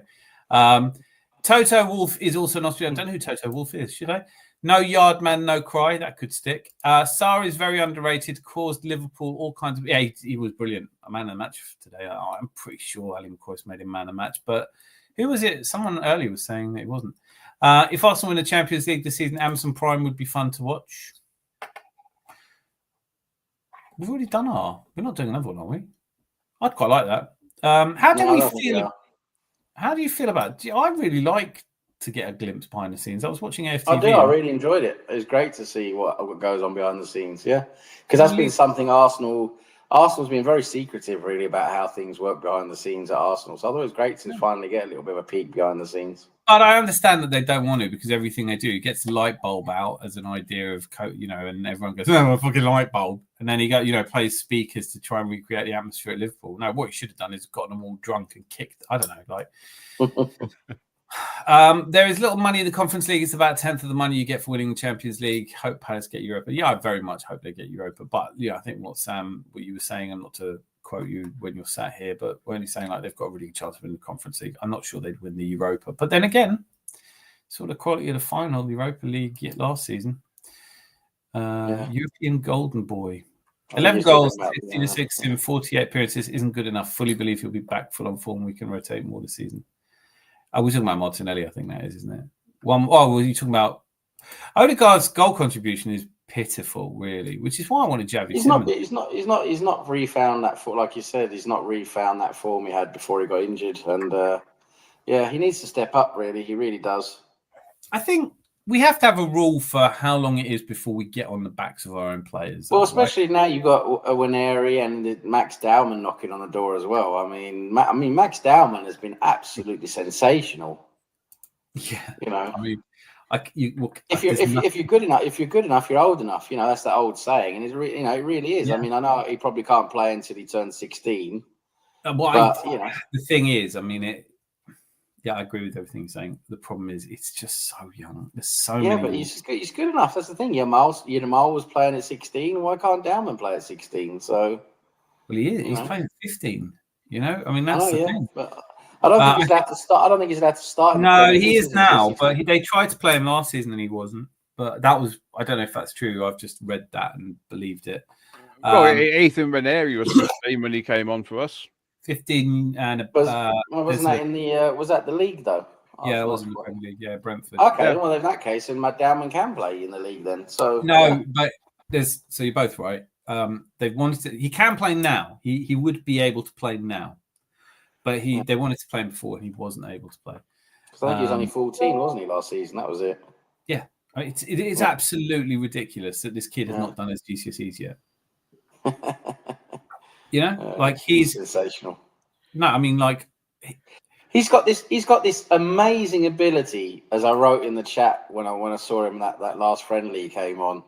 He has this incredible ability where because he's very left-footed, right? That's the thing with Max Dowman. He's very left-footed. He cuts in from the right. But he's very left-footed. But what he does, he dribbles with his left foot along the right-hand side. So the foot he's dribbling with is closest to the defender, which is very unusual. Normally, you're trying to dribble with the foot that's furthest away from the defender. But he dribbles with his left foot that's close to the defender. But he's so good with his touch and timing. Yeah. With the way he times his touch, always gets the ball past the defender. That's what makes him so exciting. It is. I think you've absolutely nailed that, because it is mesmeric watching him, because first of all, it's his turn of pace. Yeah. It is exactly what you just said. It's the touch that keeps the ball exactly the right distance for the run. It's really hard to get the ball off him, and he's 6 foot tall at 15. So he's not your typical. I mean, like, he looks the part, doesn't he? But yes, we can talk about Lamine Yamal. We can also talk about Ansu Fati. There are any number of reasons to worry about a player until they reach their full physical maturity. You know? Yeah, I mean, I didn't mean playing him a lot. I'm just saying I think we can actually say he's worth probably giving some minutes very soon. Ray Parler talked about talking to him. He sounds like, I mean, obviously I have not seen, and I don't think any of us have seen, an interview with Max Dowman. So I don't really know anything about his character, but Ray Parler was talking to him, and who better to talk to you about coming through the academy, playing, being a hero at Arsenal. And he was saying, like, he was talking to Max Dowman after, I think, the Milan game, and he was like saying, did really well out there. And he was like, yeah, but there's still a few things I could have done better. And Parler was like, just give yourself a break, mate. You're playing in the first team at 15. You've got to know when to just be a bit kind to yourself as well. But he sounds like an absolute dude. So I'm really chuffed with him. But, I'm also trying to keep a little bit, I suppose. Well, you saw what Arteta did with Waneri last season. At the end of the season, he basically curtailed all his minutes to save him. Everyone was pissed off, like, where's Waneri? But he was doing that to save him, to not burn him out. So I think they know what they're doing. Yeah, well, we've got to hope that anyway. You need to smoke down likely. Like it's my first ever cigarette. Basically, Zubimendi is as good as anyone sensible thought he would be, probably better. Brilliant comment. Love that. We thought we bought Marino so we could get Zubimendi. It's not the first time I've heard that. I wouldn't be surprised. I mean, like, let's get Isak now, because we've got the rest of the Sociedads. Hopefully we win. All right, as good as MLS has been, Calafiori gives us a bit more presence. I agree with that. I'm not sure which of those two is my starter. He will start Gyökeres, is the question on my mind. Yeah, I think he will, I think he is going to start Gyökeres. I think they've kind of made up this injury for Kai Havertz just to make it easier to start Gyökeres. Now, if he has to do it for a whole season, not just Bilbao, can't be gassed one game after week. Like, yeah, all right, can't. Why don't you apply that to other players? Like, just say that about Ekitike. Like, come in here and say Ekitike might not be that good. No one's that good. You never know, do you? Look, Coutinho was good, then he wasn't. Hato would have been better. Are we talking about Hato would have been better than Mosquera?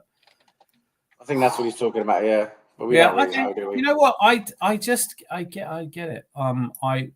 I really have liked Gerald Hato for 2 years, and I didn't know much about Mosquera. So I'm going to say that. But, you could buy 3 Mosqueras for the price of a Hato, and I would definitely do that. So you should see Mosquera's family when he signed for us. His dad was crying. The boy is going to be a monster. I love that. Just tell me more stuff like that. Gonna wait on mouth guard. Do you know what? At least what can I do? I can't do anything about it. Mouth guard. Do you know what I mean? It's like, at least, all right, whatever. Mosquera's replacement for Saliba in the future when Saliba goes to Real Madrid. Shush. Miss Block 32. I loved Havertz's goal celebration. It was like, yeah, I can score goals too. It was brilliant. I loved his goal, man. It was my highlight. Zubimendi is a long clear of Party. Party has frankly been grossly overrated by the Arsenal fan base. I agree with that. I don't want to talk about Thomas Partey for fairly obvious reasons. Hopefully, Zubimendi doesn't turn out like Ceballos. I'll behave. Paper talk rumors today.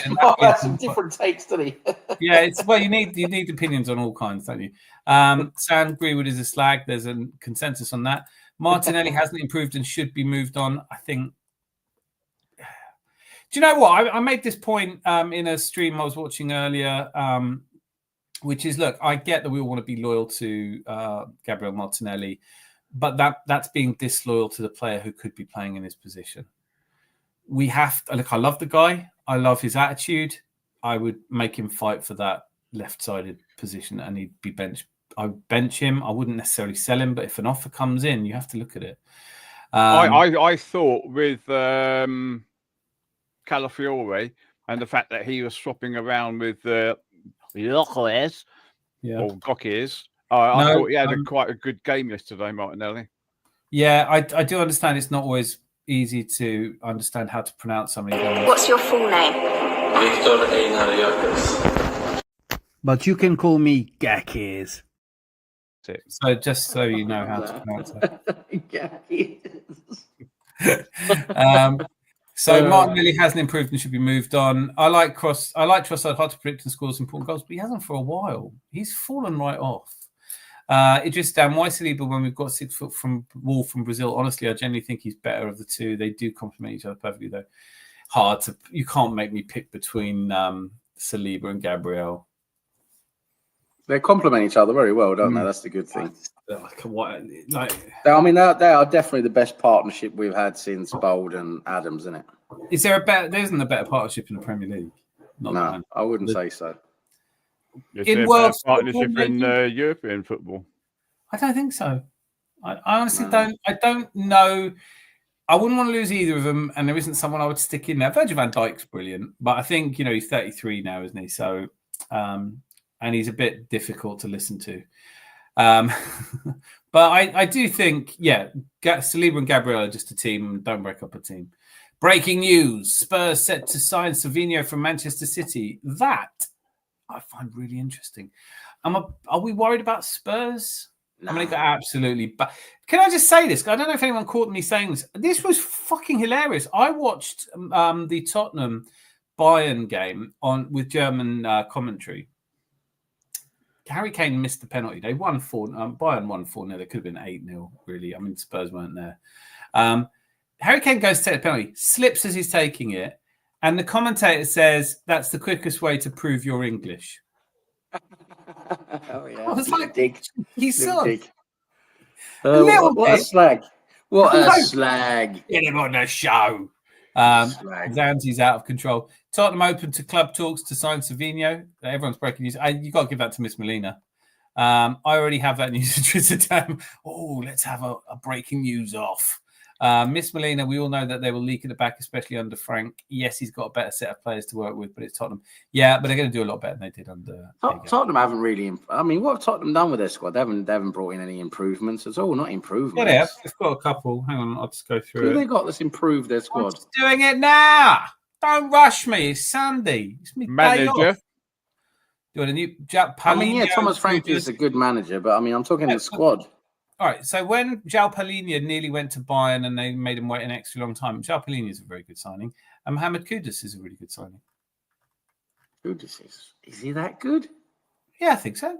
Well, for Tottenham, he's probably an upgrade on what's his name? What's his face? Kulusevski or something, whatever his name is. No, I think Kulusevski's awesome. I think Kudus is good. I mean, they beat us 1-0. What are you talking about? That friendly we just had? But there's no friendlies against Tottenham, mate. It's a friendly, all right. When you're in Hong Kong, it's not that important. No, we always used to play the North London derby outside London. It's just normal. It's all right. It's not a problem. Oh, Miss Molina, I thought we were going to get a set 2. I missed you saying hi to me, so I'll hi back to you. Trust you well. You two are actually multitasking. I love this. Also, look for Fryan Beyond Journey's End, in which services you're on. It's also excellent. I promise it will change it. I can't watch 2 recommendations. What if your first one's Pup? Wonder why he's leaving after one season at City and wants Spurs. I don't think he's very good, is why I think he's leaving. I think. Go on, Spurs level. He's Spurs level, isn't he? That's the thing. He's Spurs level, isn't he? I'm not even sure he's going to lift Spurs, to be honest. You know, another interesting thing is Jack Grealish. It looks like he might be going to Everton, and that's like the level he's fallen down to. I mean, that's pretty fascinating. Has he become like another? I mean, I'm not trying to. I mean, obviously, he's not quite as good as what Gascoigne used to be playing wise, but I mean, just becoming a complete alcoholic, is that his problem, do you think? Zanzi, have you got a take on this? None whatsoever. Okay, no, I mean, Zanzi. I've never really liked Grealish anyway, so he just completely dropped off a cliff, didn't he? I mean, he looked so good at Villa. He looked quite good in his first few games for City, and then he's just completely fallen off a cliff. Yeah. Listen, for what it's worth, I think he's been badly let down by.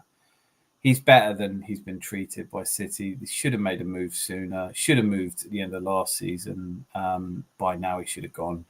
But I guess it's the money he's on. It makes it prohibitive. I don't know. But I don't know if it's his partying, because whenever I've seen him play, he brings you something exciting. I wouldn't hate us signing Grealish, honestly.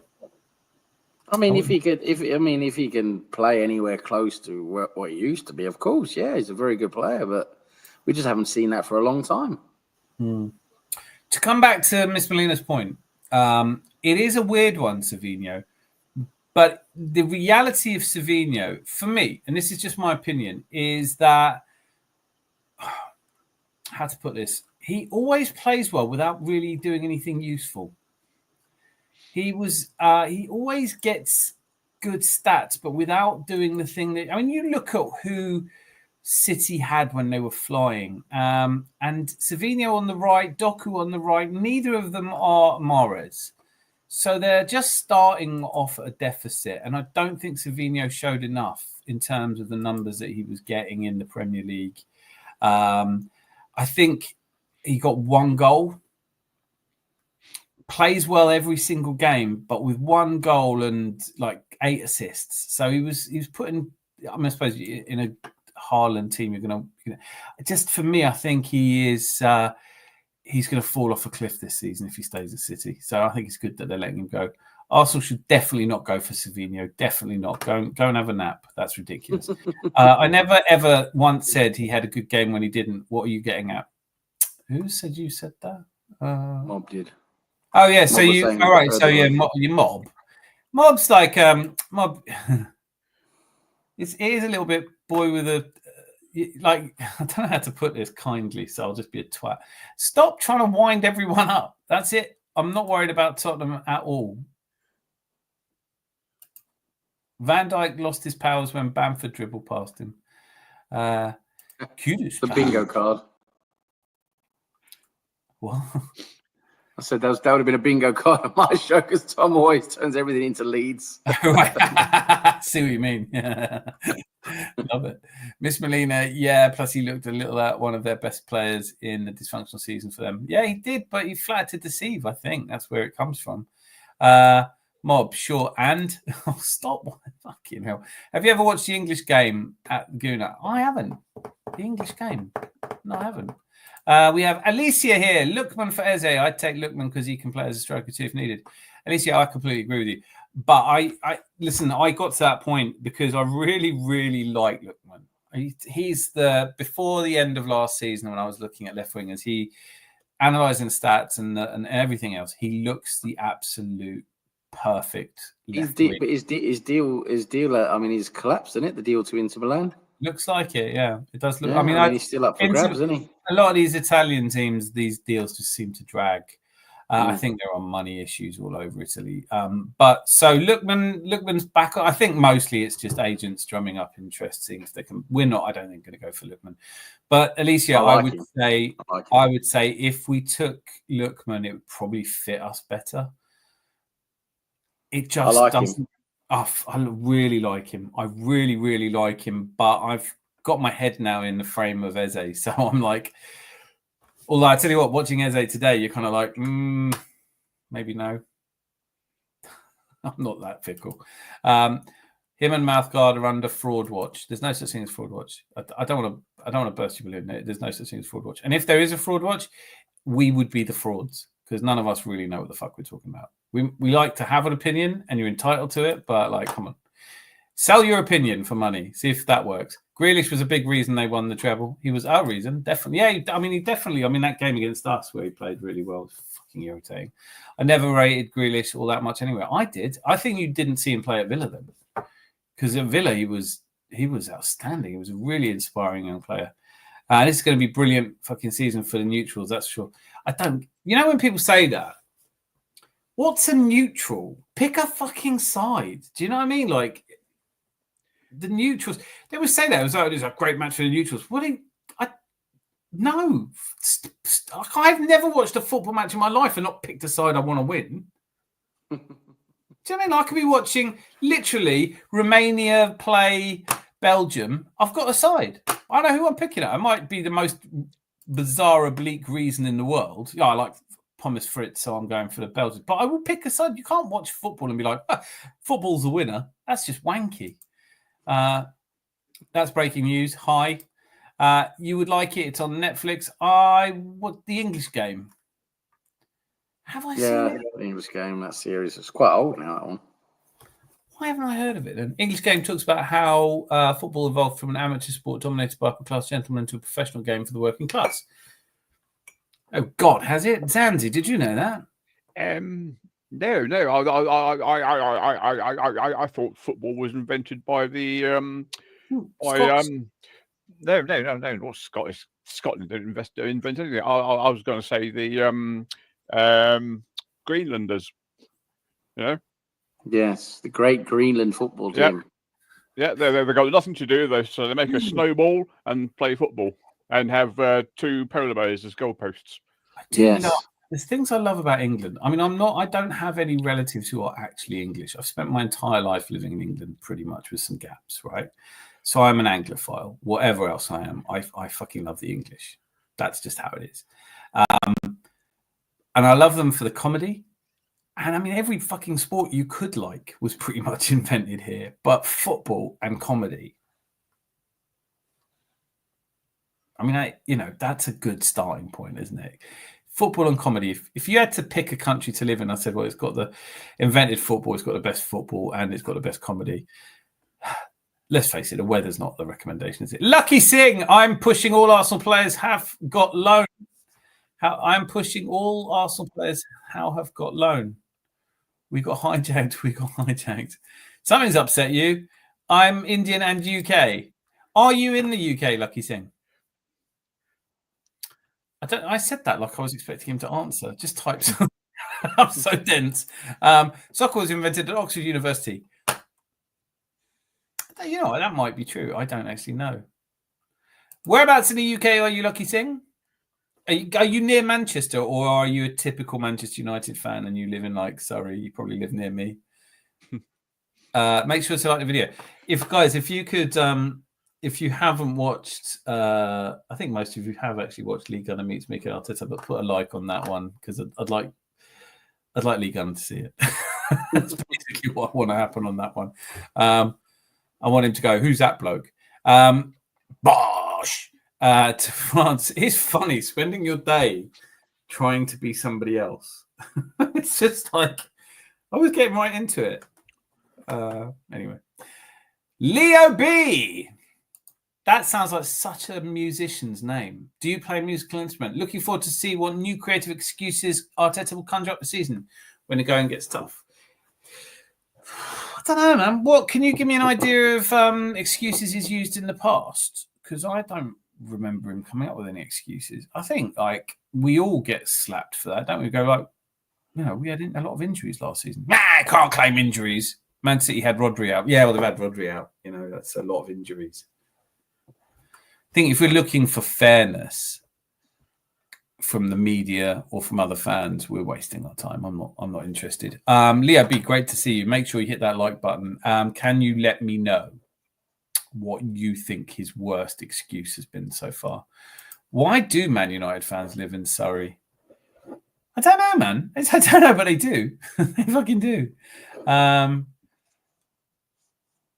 it's just because they got into football. I suppose it's partly I know it's a cliche, and I'm trying to qualify a cliche, which is a silly thing to do. But I think part of it is if you got into football, but your family aren't really into football, but it was the 90s, so like I want to have a team. Man United are brilliant, I want like Man United are great, and you didn't know that you had to support a team that's near you.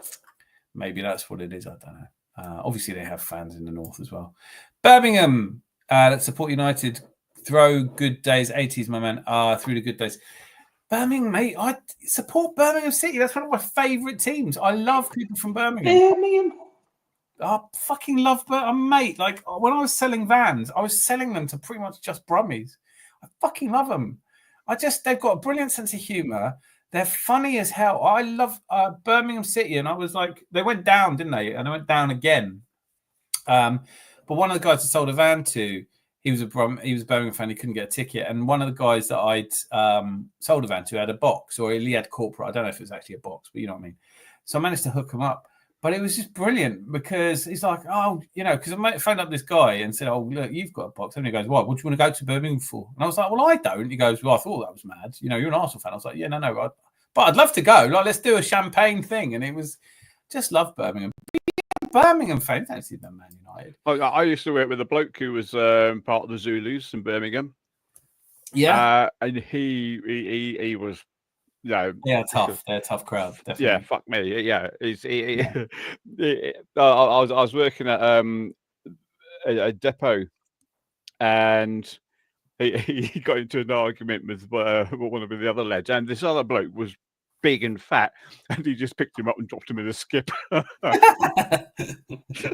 That's one way to end a fight, isn't it? Yeah. You go in the Ruby, shut up. Yeah. Alicia's asked a question I'd like us to answer. I've seen it a few other places. I think I could be swayed here. Sam, how many goals? Because you're a Scando, so you understand that. If he scores, I'll be well happy if he scores 20 goals. I'll be very happy with that because it's his first season in the Premier League. It's a tough league. We also have many other players who will contribute with goals. I think if he scores 20 goals, I'll be happy with that. I'll be more than happy with that. I don't think he's going to score 20. I think 15. I pitch it around 15 first season. I did a calculation on his goals last season for whoever he used to play for. I can't remember now. And in the league only, he scored in 60 or 65% of the games he played. Yes. Yeah, he's got a great scoring record. No, he's got 96 goals and 100 appearances, but that was in Portugal. Yeah. His goal scoring in the Champions League is comparable with Sesko. I think 15 goals. Look, let's be honest. We all want him to score 20. If he does, it'd be brilliant. Everyone will be off our back. But even then, you'll still get people going, it's not enough. Yardman will still lose his shit. Alicia, let me know how many. You have. I'll say 25. I think you're being a bit optimistic. I'm going to go 15. Zanzi, how many are you saying after your extensive calculations? Ooh, I'm going to go with an impressive 23. All right. Well, I mean, I was just going roughly 50. All right, then I'll say 17. Then you're saying 23, and Sam, you're saying 20. Yeah, I'll go for 20. Well, we'll clip that. Thanks for the question, Lisa. Havertz and Yoker is up top this season together. Arteta, 1 or 2 bad results cost us the league. I don't remember him saying that last season. It would have been hard to justify that last season. But the season before, we lost by 1 point or 2 points. So, yeah, I think that's fair, isn't it? Don't know if that's an excuse. League Cup ball moves different. He never said that. I don't remember him ever saying I hate that. That is just completely taken out of context. That is so rubbish. That and all the Arteta outers have run with that. No, he never said that. He just commented on how the ball is actually different. He's never said and it is. You're allowed to say that. The other thing that I find, this one as well, this one gets me. We have fans all over the world. Yes, you do, even in Birmingham, mate. Right, but beat PSG on XG. I think his lowest point for me last season was that Arteta, who had just lost a chance to make the Champions League final. We played really well in Paris. We just couldn't get that goal early on. It's a shame. But he shouldn't have said that we were the best team in the Champions League, and he shouldn't have said that we were a better team. He should have had more quality than that. But I don't think he ever said we beat PSG or XG. I don't think that's an excuse. I think that's a fact. So I think an excuse and a fact should not be the same. Because then it just comes, if it's a fact and an excuse, you're just choosing to call it an excuse when you could just call it a fact. I'm from Birmingham, and I got that. We only lost because of City being historically good. We were 8 points clear when we bottled the league. We lost to a City. I don't know what we're even talking about here. Get on board. And claimed PSG bench said Arsenal deserved to win. Yeah, that was. I think that is probably not an excuse, though, is it? It's not an excuse is a reason why something happened that shouldn't have happened. So you're confusing the word excuse. Mikel Arteta has said some stupid things. Leo, I don't know you that well, but I'm guessing you have as well. Right? So we all say stupid things. And fuck knows, if you'd ever got to me after a poker tournament that I've just dumped out in and wanted to do an interview with me in the first 20 minutes after that, I would have said some stupid shit. So I think one of the innovations of this season where they're going to be talking to the people at halftime and all that, that's just nonsense. I just don't want it. I don't need it. I can make it up. But look, never mind. It doesn't matter what excuses or reasons Mikel Arteta comes up with this season. People who hate him. That's the agenda. And people who just want to see Arsenal do well, So it won't matter what he says. I would say if I was in the PR team at Arsenal, I'd say, stop doing the press conferences. Just stop doing it. No one. I mean, I don't really need to hear him do another press conference. And the haters just use everything. So, like Sam, like you just pointed out, he makes a comment about the ball, and it becomes, he said we lost because of the ball. It's like, no, man. We have a really tough start to the season, so excuses might start early. Lol. We had excuses last season because we had important players out for long periods. That's what I mean, isn't it, Alicia? That's the crux of it. Is if you said to me, if I was the manager and I was missing Saka, Odegaard, Kai Havertz, Gabriel Jesus, I'm going to go through the list. I've only just started. We had key players out most of the season. If you said to me, why haven't you done as well this season as a season where you didn't have so many injuries? What am I supposed to do? Say, it's because I'm shit suddenly? I'm shit. I'm really shit, and everything I do is shit. And then someone else. I think we had the second most. I think we ended up with the second most injuries last season on the injury table. Well, who wasn't injured last season? It's quicker to go through. I think we had. It was a major. It did play a big role last season because Gabriel we could hardly ever play games. Saliba was. Yeah, we can how many times last season could we play with a fully fit first 11? It was very few. We played Marino up front. Yeah, he did brilliantly as well. What do you want the manager to say? So the Arteta haters get at him for not having a fully developed squad. And I think proof of the fact is that he was like, I really need a striker in January. They didn't give him one. But then they'll say, he used an excuse that he didn't have any strikers. I'd love to see what happens to Unai Emery with no strikers. Because that's what it's looking like now, to be fair. The thing is, I mean, even in January, after the window closed, we still had Havertz. Following week, he gets injured, so he didn't have Havertz. So it was so predictable because how many of us were going, what if something happens to Havertz and then a week later they go to fair weather training and they lose their only striker? I mean, Gabi Jesus out. Tomiyasu basically retired. Odegaard out. Saka out. Everybody out. Like, if Liverpool had lost Virgil van Dijk and Mo Salah, just those two last season, would they still have won the league? And then Arne Slot, I just use an excuse that your whole team was killed in a car crash. It's terrible. It's like it's a really bad situation where if you don't like Arteta, anything he says is shit. And it's like, I'm not going to turn this into a political debate, but if you don't like Donald Trump, and I'm not here to tell you should like Donald Trump by any stretch of the imagination, but he could say, I just think it's time that everyone sat around the table and we discussed world peace. And you go, this tool. And that's what it is at the moment. Mikel Arteta does not say such controversial things. If what you're pulling him up on is how he reacted after the Paris Saint-Germain game, And the fact that he said that if we'd won a couple of extra games, we could have won the league. In a season we lost by 2 points. It feels like if Arnie Slot said these things, everyone would go, yeah, he's an astute guy, really clever guy. You either like someone or you don't. And when you don't, you just have an agenda. Don't lower standard. He has to score every game. Yay! I know that's tongue-in-cheek, Mob, and I love you for it. He has to score in every game exactly. He literally complained about it. Complaining is not the same as an excuse, though, is it? And you're allowed to complain about shit. He didn't even complain about it. He didn't. He just said the ball was different. That's all he said.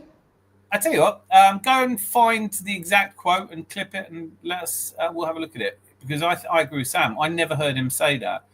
It's one of those things. I watch all the press conferences and then people say things that he said, and I think, oh, I missed that. And my first instinct is I must have missed it.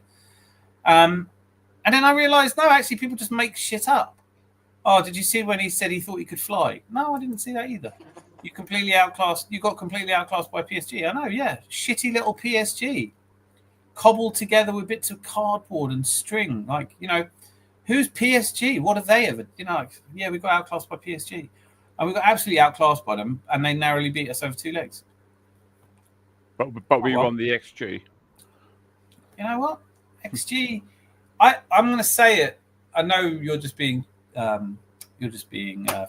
cheeky, but I just think, what do you want? You want Arteta to come out whistling and going, "No, it was good fun. We lost. All right, we lost the semi-final of the Champions League, but it was a good game, and I had a lovely crepe this morning." And it's like, no, man, like he's going to be fucking salty 10 minutes after he's lost a game. Where if Donnarumma hadn't basically bewitched the ball, I think we might have. Saka's missed. We look back on that game against PSG, and you're saying we got completely outclassed. All right. But those first 15 minutes, we should have been 2 or 3-0 up. If we were completely outclassed by them, they'd have won the XG as well. I think that you can't believe both things. Your manager maybe had to say something when felt pressure. I think when they get them in a press conference, that's what it's about, isn't it? Ask them a question they want to write the headlines. Man United 1 versus Arsenal 3 on Sunday, in my opinion. I'd love that. I'd really love it. That's in your opinion, though. He will feel pressure of that. He's insufferable. This is what I'm saying. There are plenty of people I don't like, and I'm not mad about Unai Emery. When everyone else thinks he's brilliant. But I think, can I say this, Leo? I know you're new to the channel. I don't necessarily want you to piss off or anything like that. But I just want to say this, right? It's one of these. If you don't like someone, you don't have to talk about them. I get that you have all these opinions about Arteta and everything, but that's just how you feel. If you want to talk about the things he's actually said, that's more interesting.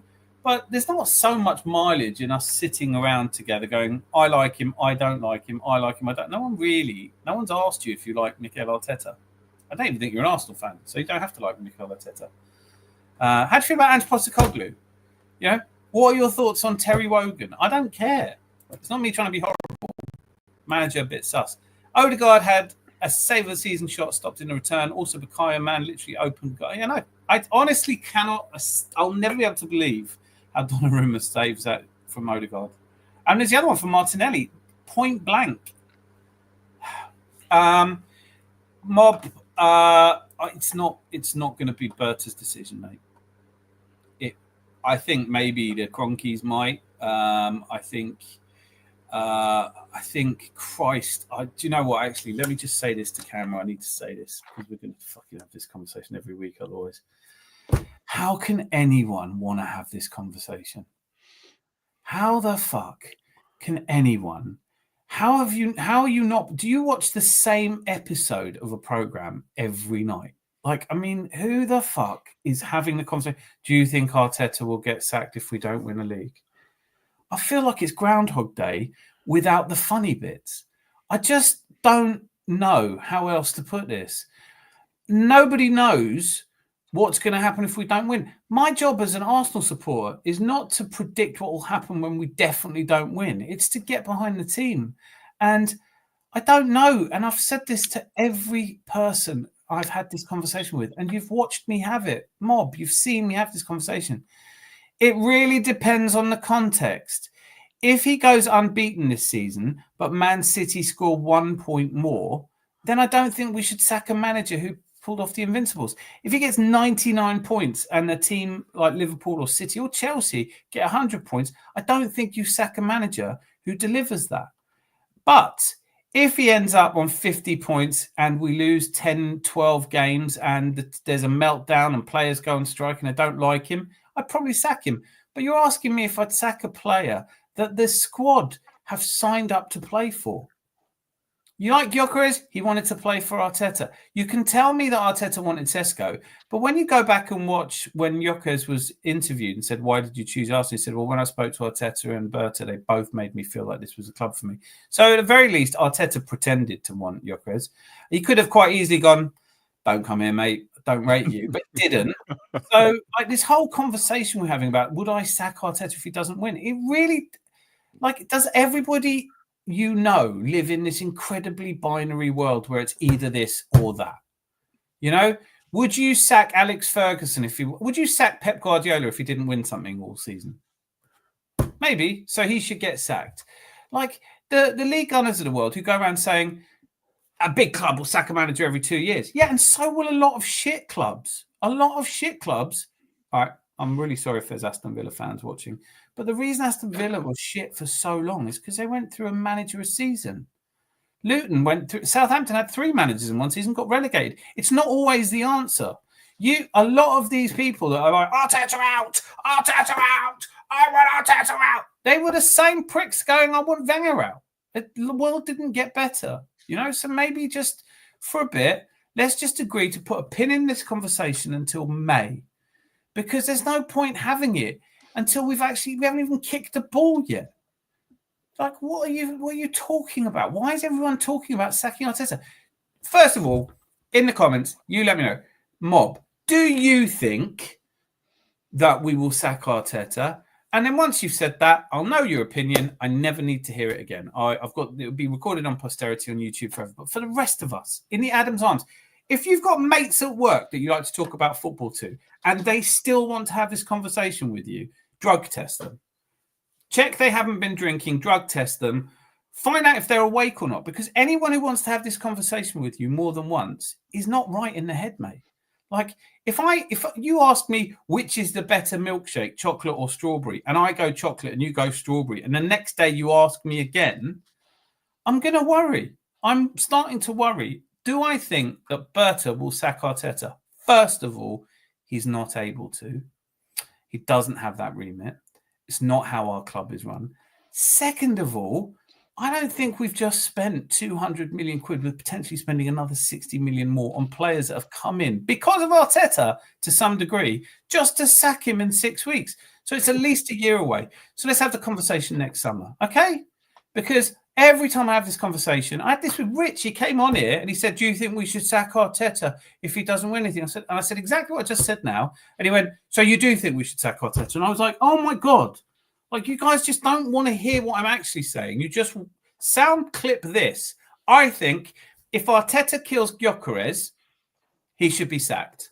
That's what I think. Absolutely, categorically. If it turns out that Mikel Arteta was behind the Hatton Garden jewelry heist, he should get sacked as well, but only at the end of the season. If it turns out that he's been manipulating the United States elections and he's the reason that Trump got elected in, then I think Arteta should be sacked. All the other ramifications we can discuss next year, because he's not getting sacked. And he isn't. And if he was getting sacked, this might be an interesting conversation, but I still wouldn't want to have it every Sunday. So, Mob, you've taken one for the team there. But anyone else who wants to ask me if I think Mikel Arteta will be sacked, if we don't win something, you now know how I feel. I couldn't give a shit, all right? Because we won't find out if we've won something or not until May. That's when we have that conversation again. I don't think injuries is an excuse for last season. The squad was made shorter in the transfer window. I think that's true.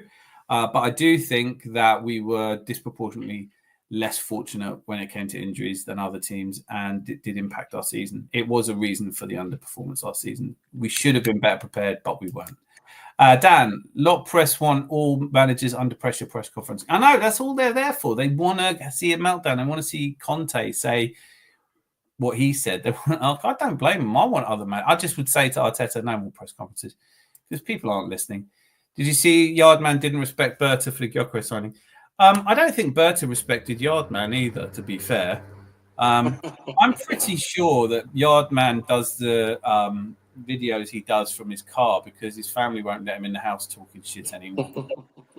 Liverpool played absolute shit football at multiple times this season, only to be saved by a moment of madness by Sally, the scoring and being part of an assist. Yeah, I mean, they had that edge on us last season, definitely. I don't watch any presses at all, nor stick around for reactions to them if I can help it. Good for you, man. I only mentioned it after you weren't out as well. Chloe Kelly, congratulations.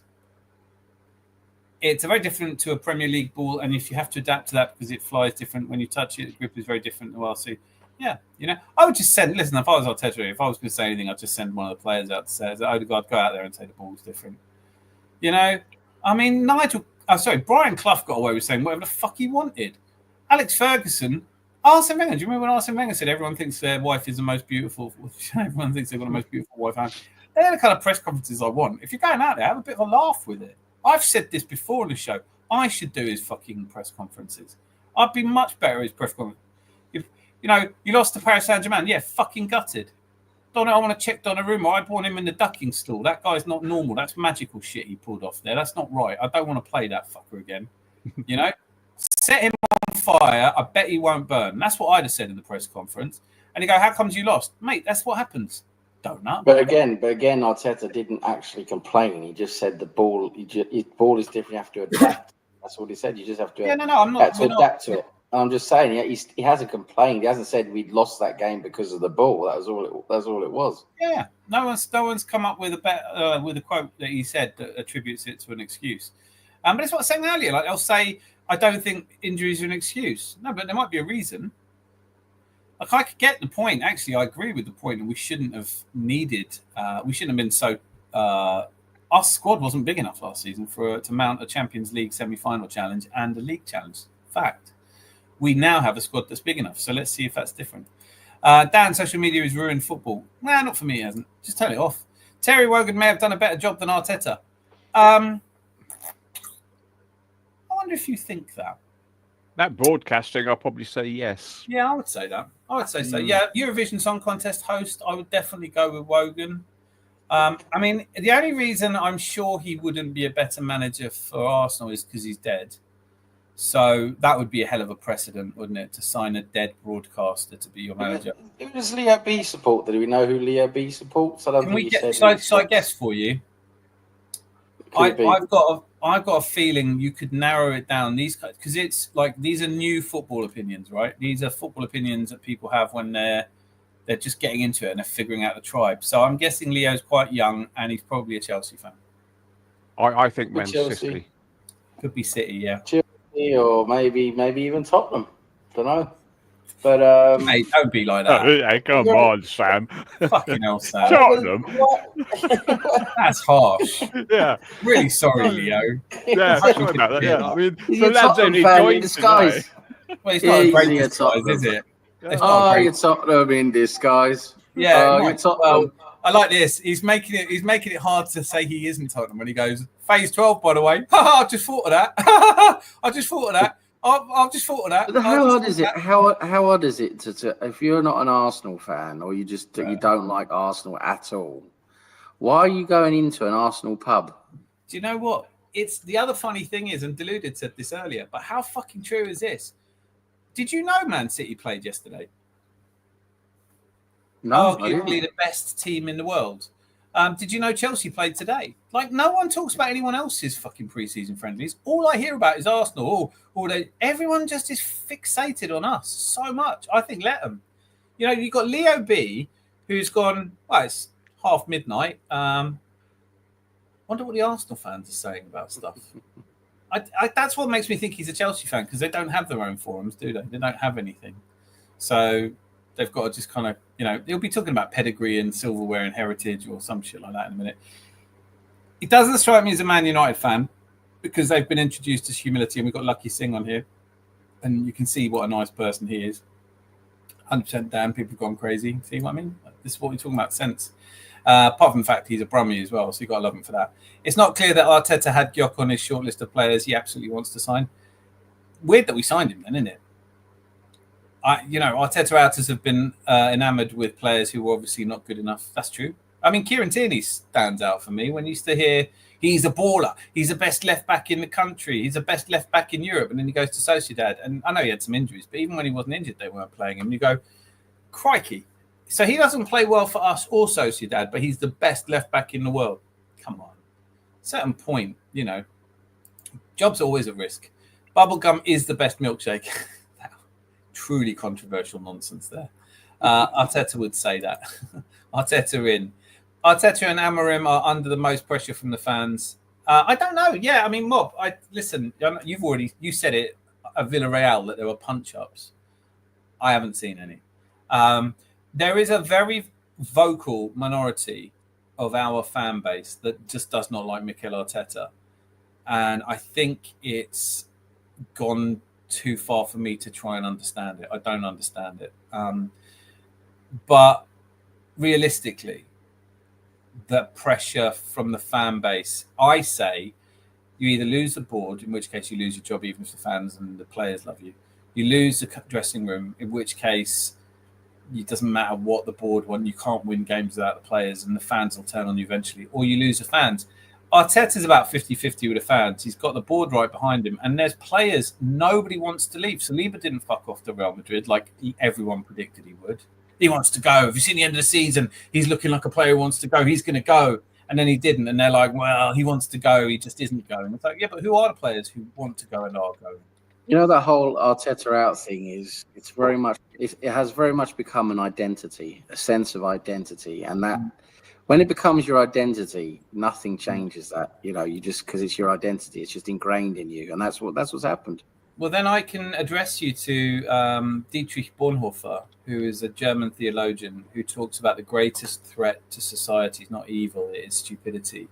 And that it is not stupid people who are committed to stupidity. It is people who, confronted with a very large system or a complicated system that they don't understand, will, as Fitzinger calls it, cognitive dissonance, and they will refuse to be rationally talked out of a position they weren't rationally talked into.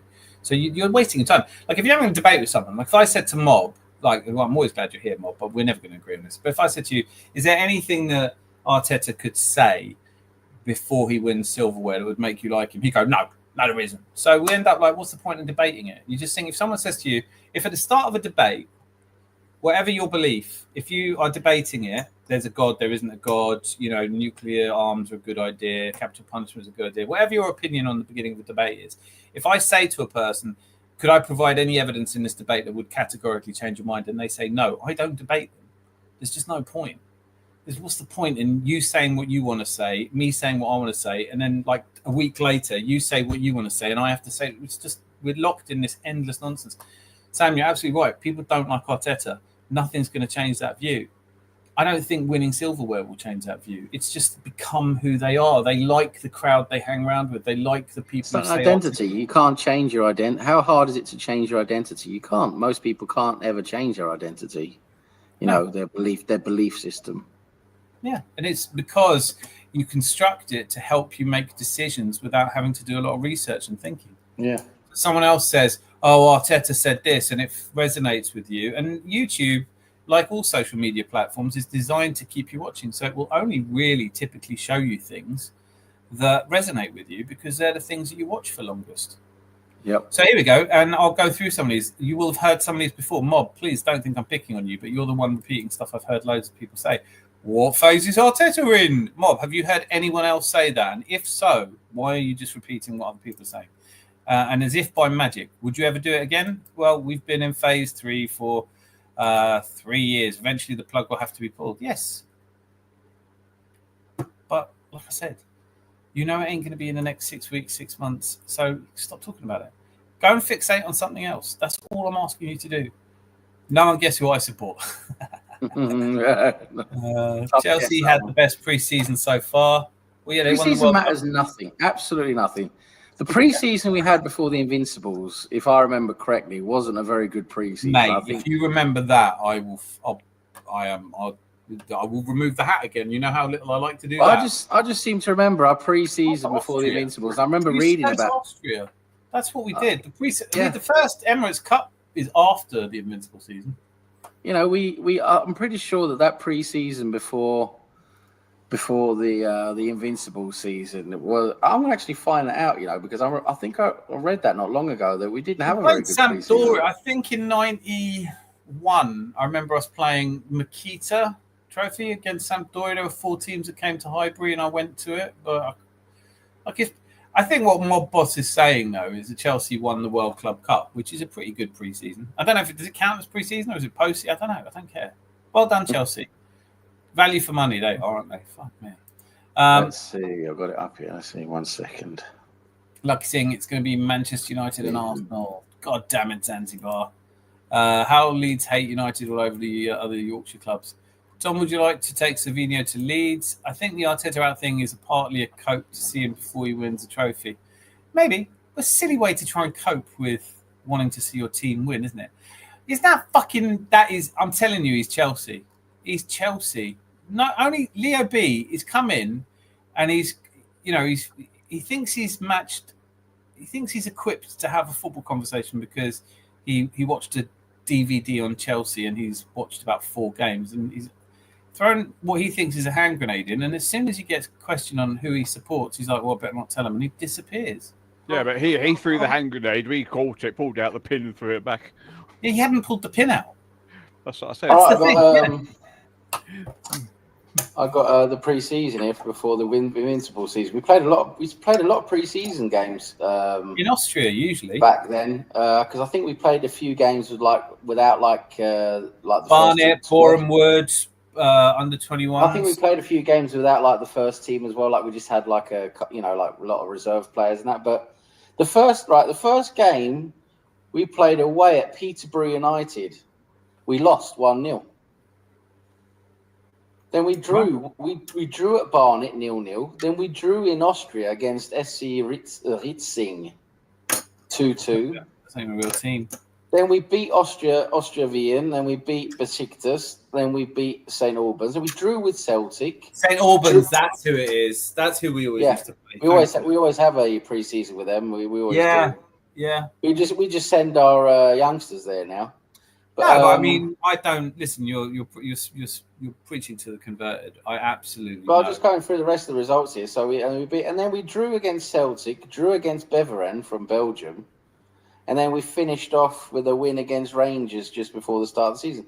So I mean, that pre-season wasn't great, and we actually lost against Peterborough United. City did go back. Yeah, so point made. Absolutely. Pre-season doesn't matter. It's about getting fitness. Arsene Wenger used to like to go to Austria, and he didn't want to play any serious matches at all. It was all about, and the argument was that he overtrained them in pre-season, and he got them too fit, so they'd always get knackered by November. I don't care. Right, so here, this is a good one though. Mob Boss is going, are you sure it's a vocal minority? Yeah, because next time you're watching us play at home, see if you can hear any boos. You know, you'll see them all over fucking YouTube. It's all like, everybody with a channel has decided they've either got to be to be on YouTube. You have to be negative. You have to get attention. People love watching, but the reality is, there's no movement to sack Arteta. There's people talking about it on Talk Sport. You go to the games. There's no one. They're singing, we've got Super Mick Arteta. So it doesn't feel like the other thing is, when the fans have had enough, they stop going. Yesterday was a pre-season friendly against a not massively glamorous Spanish side. The place was practically full. I don't think people are hating this iteration of Arsenal. I think for a lot of guys that are younger, they kind of feel like it's all dragged on for too long. They were promised success. They haven't had it. Bang, bang. But here, I'm an Arsenal fan from time. And I'm saying... the people I know who actually go to the Emirates, there's a few people I know who do go there, and they all say the same thing, and that is when you're actually there at the matches, you don't hear much negativity at all. People are very positive. I guarantee you this, and Sam, you know as well as I do, if you're in the pubs around the place after a match, you're not hearing it there either, right? if you meet Arsenal fans out and about, you don't hear it. You hear a lot of the time when I talk to people out and about, they say things like, "Your fan base is a bit full on, isn't it?" And I'm like, "Yeah, but it isn't really. It's what you're hearing is the ones that grab the microphone and go, I've got something to say," and say what the person who had the microphone before them says. And then the next one comes on and goes, I want to say that as well. And then there's a line of them and you just go, just turn the mic off for a bit. Like, do you know what I mean? Because the problem is I'm not here to rage and shout, and I can't compete with people who are. I'm not ever going to get as angry as Northside London. Northside, was that his name? Northside. I just can't. I can't do it. It's just nothing. It's not worth it for me. Why would I lose my shit? Flying Pig United. Flying Pig. Have you ever watched him? No, I haven't. Oh my God! When United have a goal against him, when they concede a goal, he just goes completely bonkers.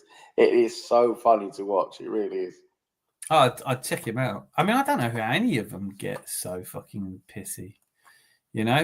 I love you, Dan, as friends. Oh, that's one of the nicest things anyone's ever said to me online. See, that's what YouTube really is. Love you too. A last order very soon. Don't you start calling last orders, Idris. That's not happening. It makes me want to stay up. He's like basically hijacking my job, isn't he? Next week's Sunday Late Show will be presented by Idris Adam.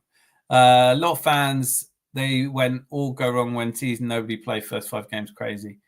You can't know anything the first 5 games, but we are going to hear a lot of people. The away end will be singing his name.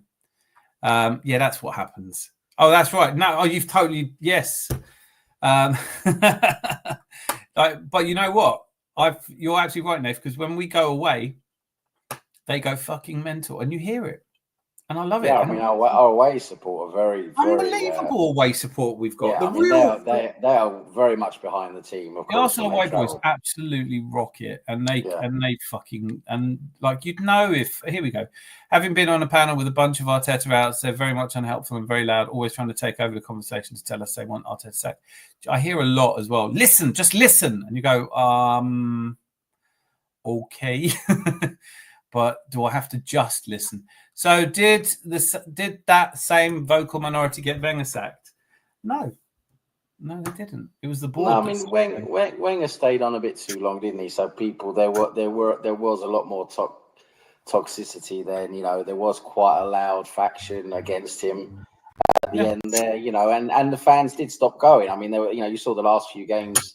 It wasn't as bad as Emery though. Like when no, not as bad as Emery, but there's still a lot of empty seats the last few Wenger games at Emirates. But he was staying for a bit too long. We've gotten lost. It was a bit hard to be. I mean, it had been 22 years. So at that point, you're like, I went up to celebrate Christmas in Northampton. My sister had bought a flat in Northampton. We went to Christmas. My brother drove me up there. He's 12 years younger than me. And I was going, I can't believe this was a couple of years before Wenger got sacked. And I was like, I can't believe the fans are giving it Wenger out. I'd never do that. And he went, Dan, you've got to remember, a lot of these fans never saw the big trophies. Suddenly penny dropped for me. I was like, the tide's turned because of all these. You get Lee Gunner will say, I've seen 5 titles. And you go, weren't you like 2 years old for the first one of those? Right? It's not really the same as seeing a title, is it? But I do get it. If you're 30-year-old, the last trophy you win is the Invincibles, and you were 9, and it's not the same, it's unsatisfying. But I've said it, Zanzi said it, I'm sure you've said it, Sam. We've all said it. If you're in football for trophies, pick a better side. Paris Saint-Germain's a good shout. Real Madrid's a good shout. Liverpool's a good shout. Celtic, you're guaranteed a title with Celtic. Yeah, exactly. Yeah. I mean, I would have said that about Salzburg as well, but that's changed. Bayern Munich, that's a good shout. Yeah. But why will your life be better? Just tell everyone you're a Bayern Munich fan. You never have to be upset. But the vocal minority did not get Wenger sacked. What got Wenger sacked was that the Cronkies had decided that he wasn't the man to go forward. Because if he'd been a vocal minority, how many years did I listen to like Troops and Mr. DTV? What was Mr. DT? I can't remember his name now. DT, yeah. DT, right. It's out! Figure out!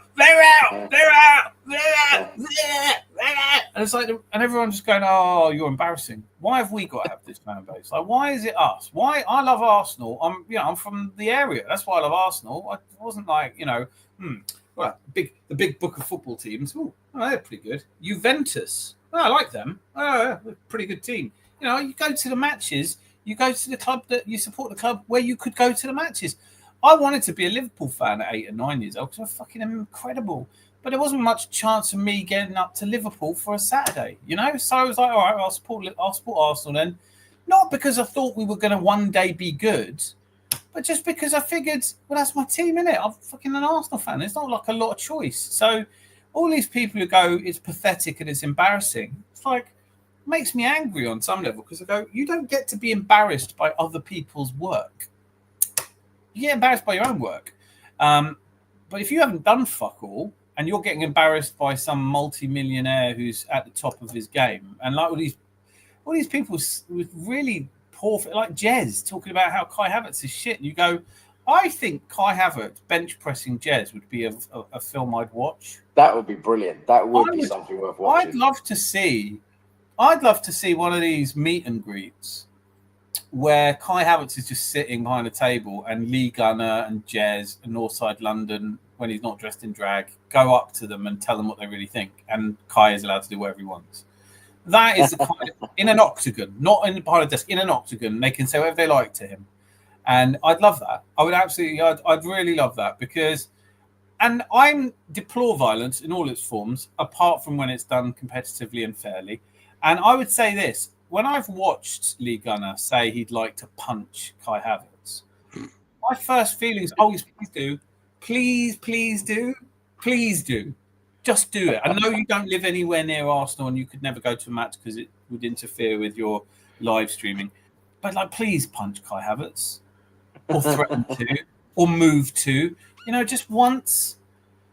You should put like Northside Gunner, Lee Gunner, and Jez on the goal line, facing outwards towards like the field.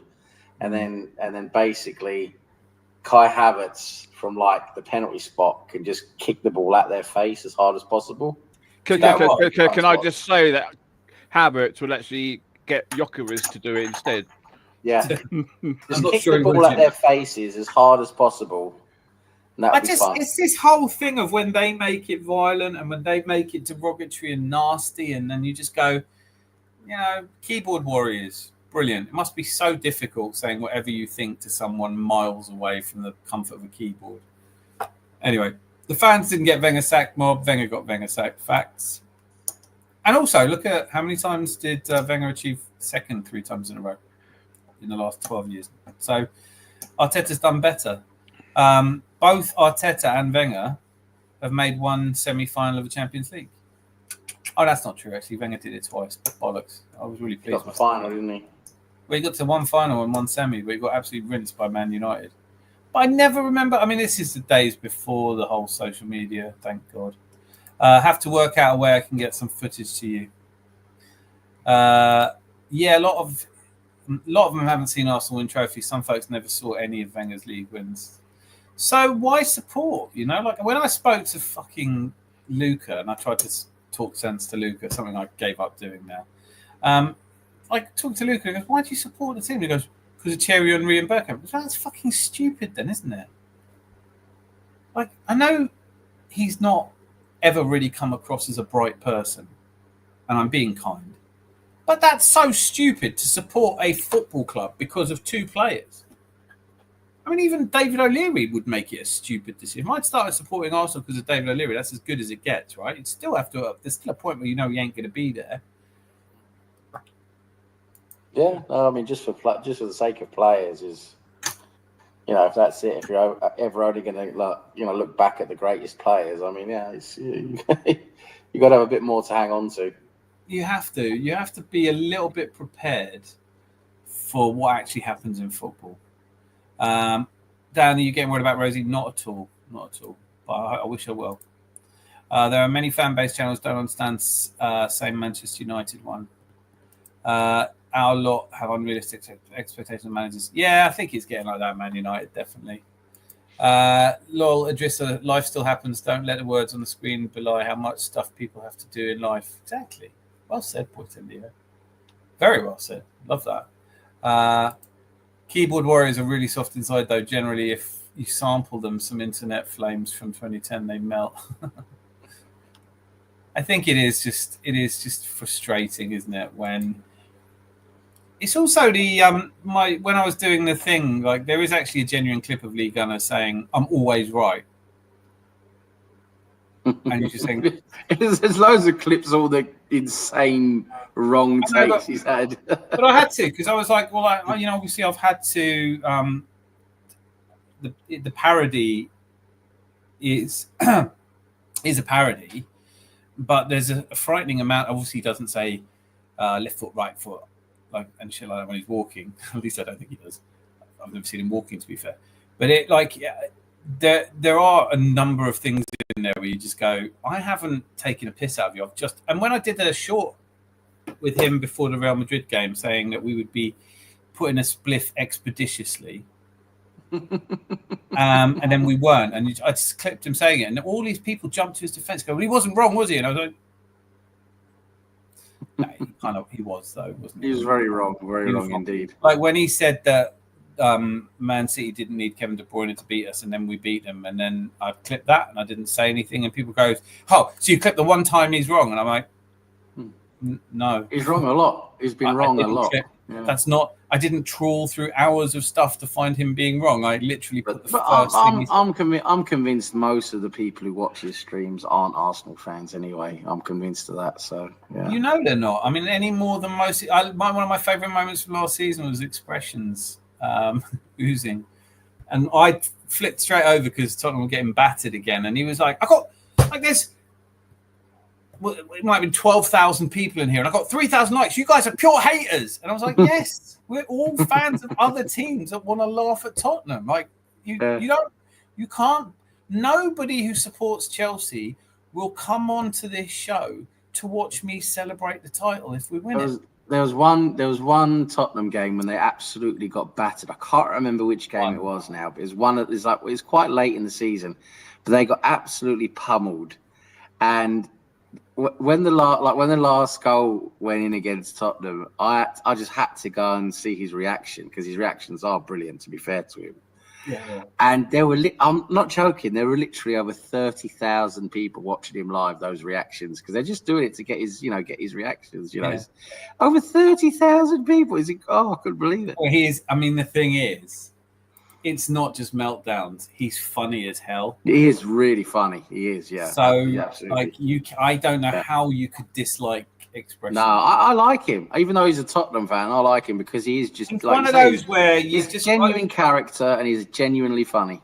And and you know what? Like, this pains me to say, but with Tottenham, at least they're not glory hunters. Those fans are not glory hunters. They're real fans. Like, if you're a Tottenham fan, you're not a new fan. You're not someone who just when they did win the Europa League, I think you may remember me saying, look, I'm trying to make sense of this, but two friends of mine who sadly are no longer with us would be so happy today. Both JP and Colin, they were proper Tottenham fans. They knew their football. They loved their football. They were the first, in a fun sort of pub environment, they'd be the first to go, I know we're shit, but it's my team, And that I grew up in North London, so obviously I know a lot of Tottenham fans, and that's how they really are. We've got the same problem Chelsea have got, and the Man City are developing, is that we've got all these people who aren't really fans, who suddenly just went, well, I like Arsenal. Yeah, glamorous club, and they win things. And we've let them down by not winning things. So the whole reason they became Arsenal fans is kind of moot now. And they don't know how to deal with it. They get really upset about it. It's like, I want to win things. It's like, well, go and do something in your life where you can win things. Because if you're relying on someone else to win you things, you're a bit of a douche anyway. True. Like, I win every day because I support Arsenal. Win or lose. True winners. Right, Hallmark card over there. Fucking hell. Hallmark card, yeah. I win every day because I'm Arsenal. I'm a winner. Yeah. I'm a winner. You are a winner, Zanzi. Massive winner. Boy, can't believe what happened to Granddad for that. What's that? I said I thank your granddad for that. Yeah. Sam, it seems obvious why you're an Arsenal fan, but I know why. I want to do a little thing about it. What is it? Just familial, or is it just your area, or? I was born. I was born in North London. Grew up in Islington. My first years were in Islington, and When did you Arsenal, leave? yeah. How old were you when you left? Left when I was 6. We moved to Brighton for a while. Ah. So I was down in Brighton for a couple of years, and then. So now from your there- dad used to own the Steam Passage. Yeah, that's true. Yeah. He used to own the Steam Passage. Yep. That's where I grew up, around there. So you've got to be an Arsenal fan, basically. Oh, exactly. Yeah, I mean the whole family, or the whole family of my English side of my family, my dad's side, all of them, all Arsenal, all from that area. So yeah, no, it's just with the family, I grew up with it. Well, that's like if you like Hull fans and Wigan fans, and people that's what you grow up with, and it doesn't really ever enter your mind that you're winning or losing. You love it when we're doing well, but when you're losing, you just stay strong. Like that's the difference. If you were, if you were living in Kentucky or Kansas, and you were like, I really like English football, I want to pick a team, and then you went, I really like the look of this Aston Villa. Okay, Villar. Yeah, Aston Villa, Aston Villa. Or whatever. Leicester. I'm a Leicester fan. I got into football in 21-6, and I like Leicester a lot, man. It's disgusting what's happening to us. We should be ashamed of ourselves. I fucking hate everything. This Tottenham Hotspurs. It is. It's all of that, but it is also the way that they always go Arsenal. And it's like, no, it's Arsenal. Just if you don't mind. Fucking. Lee Garner told me Trossard was going to be elite. Oh, mate. Yeah, I haven't seen elite once from him, so I don't think Lee Garner should be talking about which players he thinks are good or bad. I fucking agree with you. I never released it, but I did a YouTube video short going through our first 11, and Lee Garner had slagged them literally all off. And I was like, wow, what a surprise. Didn't want Odegaard, didn't want Gabriel, didn't want Saliba, didn't want any of them. So it's like, that's pretty easy then, isn't it? If you hate everything, you're right sometimes. I saw Cara Delevingne yesterday in central London. Did you? How's she doing? Not even really sure who she is, to be honest. Oh, I'm not answering her calls anymore because I'm happy. I'm married and just leave me alone. I had to Google who she was, and if I met her in London, I'd think, oh, pretty girl. I haven't got a clue who she is, though. Yeah. Might be tempted to say something charming to her or doff a cap. Hello, darling. You want me to put this coat on this puddle for you so you can walk me? Good old gentleman. Yeah. Depends on if you're wearing anything underneath it, because if not, well, that's true. Yeah. I'll get back. I just use this old trench coat that I've got nothing underneath. Yeah. Lol, Cara is only 32. She's got years of being stunning ahead of her. I like to think I have, and I'm 51, so I'd make you right on that one. You're a legend, Zanzi. He is a legend. He is a legend. I only support Leeds because I like winning the championship. Yeah, true. They are the current championship champions. They are. It's going to be 2 years before you can enjoy yourself again. Oh dear. But listen, I'm gonna head off. Just want to say thanks for tonight. I've got to head off. I can love you and leave you. Enjoy your evening. Tom supports Leeds because it's got small syllables in it. Easy. Yeah. Anyway, good night, lads. Thanks for having me on. It's been good. We'll see you soon. See you, King Slag. Have a good one, guys. King Slag. Yeah, bye, Slags. Slag Highness. Slags. See you later. Idris Adam lives near the Emirates Stadium too. Whereabouts, Idris? I lived in Holloway for a long time. Hackney, Holloway.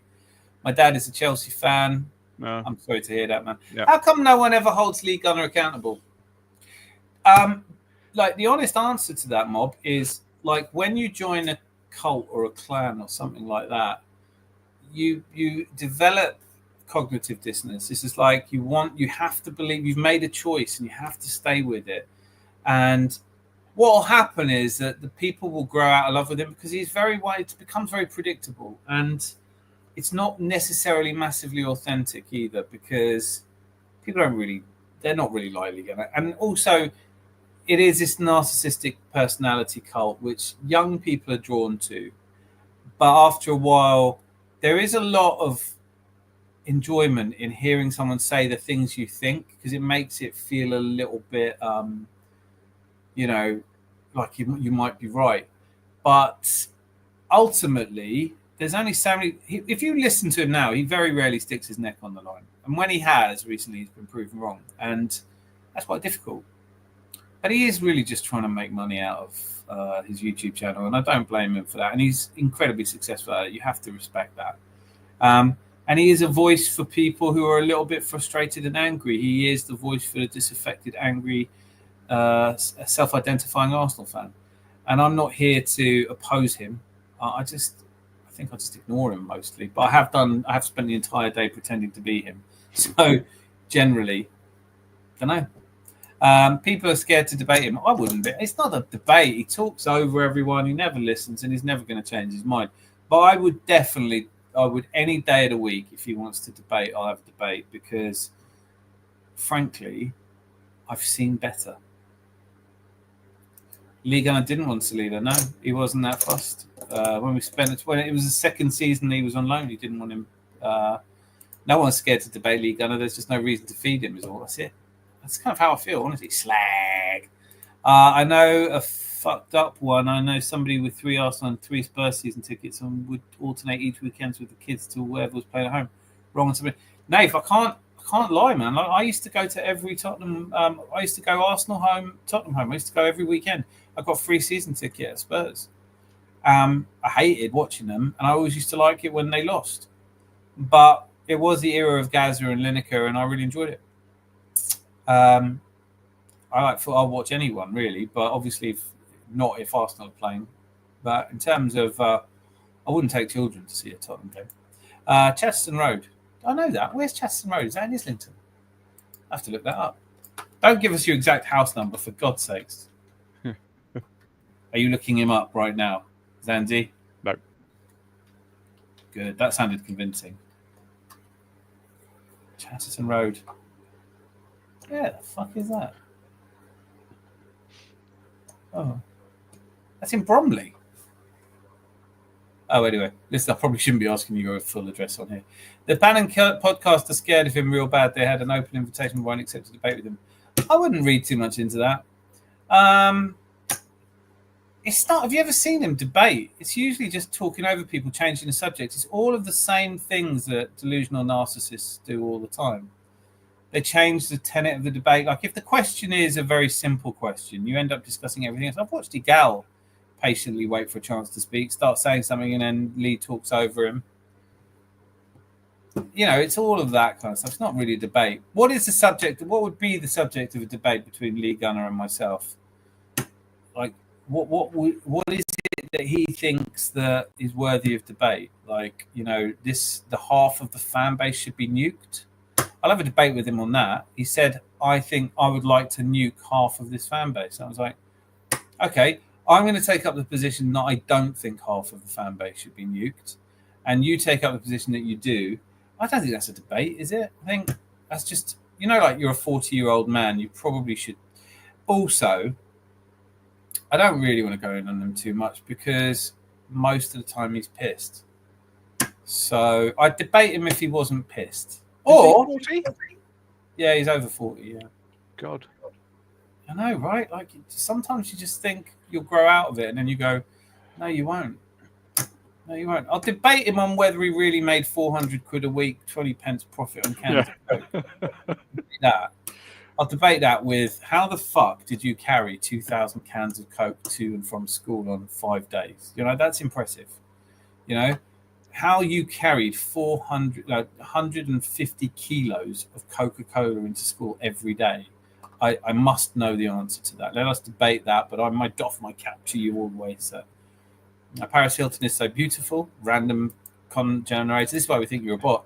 Now we new fans from and happy buy kits and hats. Yes.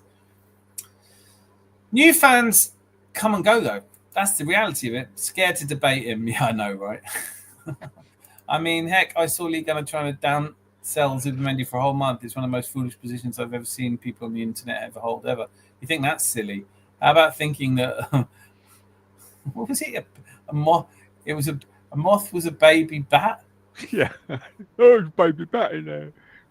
And then going and compounding him by going, "It's only a baby moth." And it's like, no, it's just not. I mean, if you think that opinion is stupid, how about being sure that Danny Welbeck's a better footballer all round than Mo Salah? Rants, Leah, people, how not happy in life. I like rants. I really do like rants. I think he talks a lot of sense.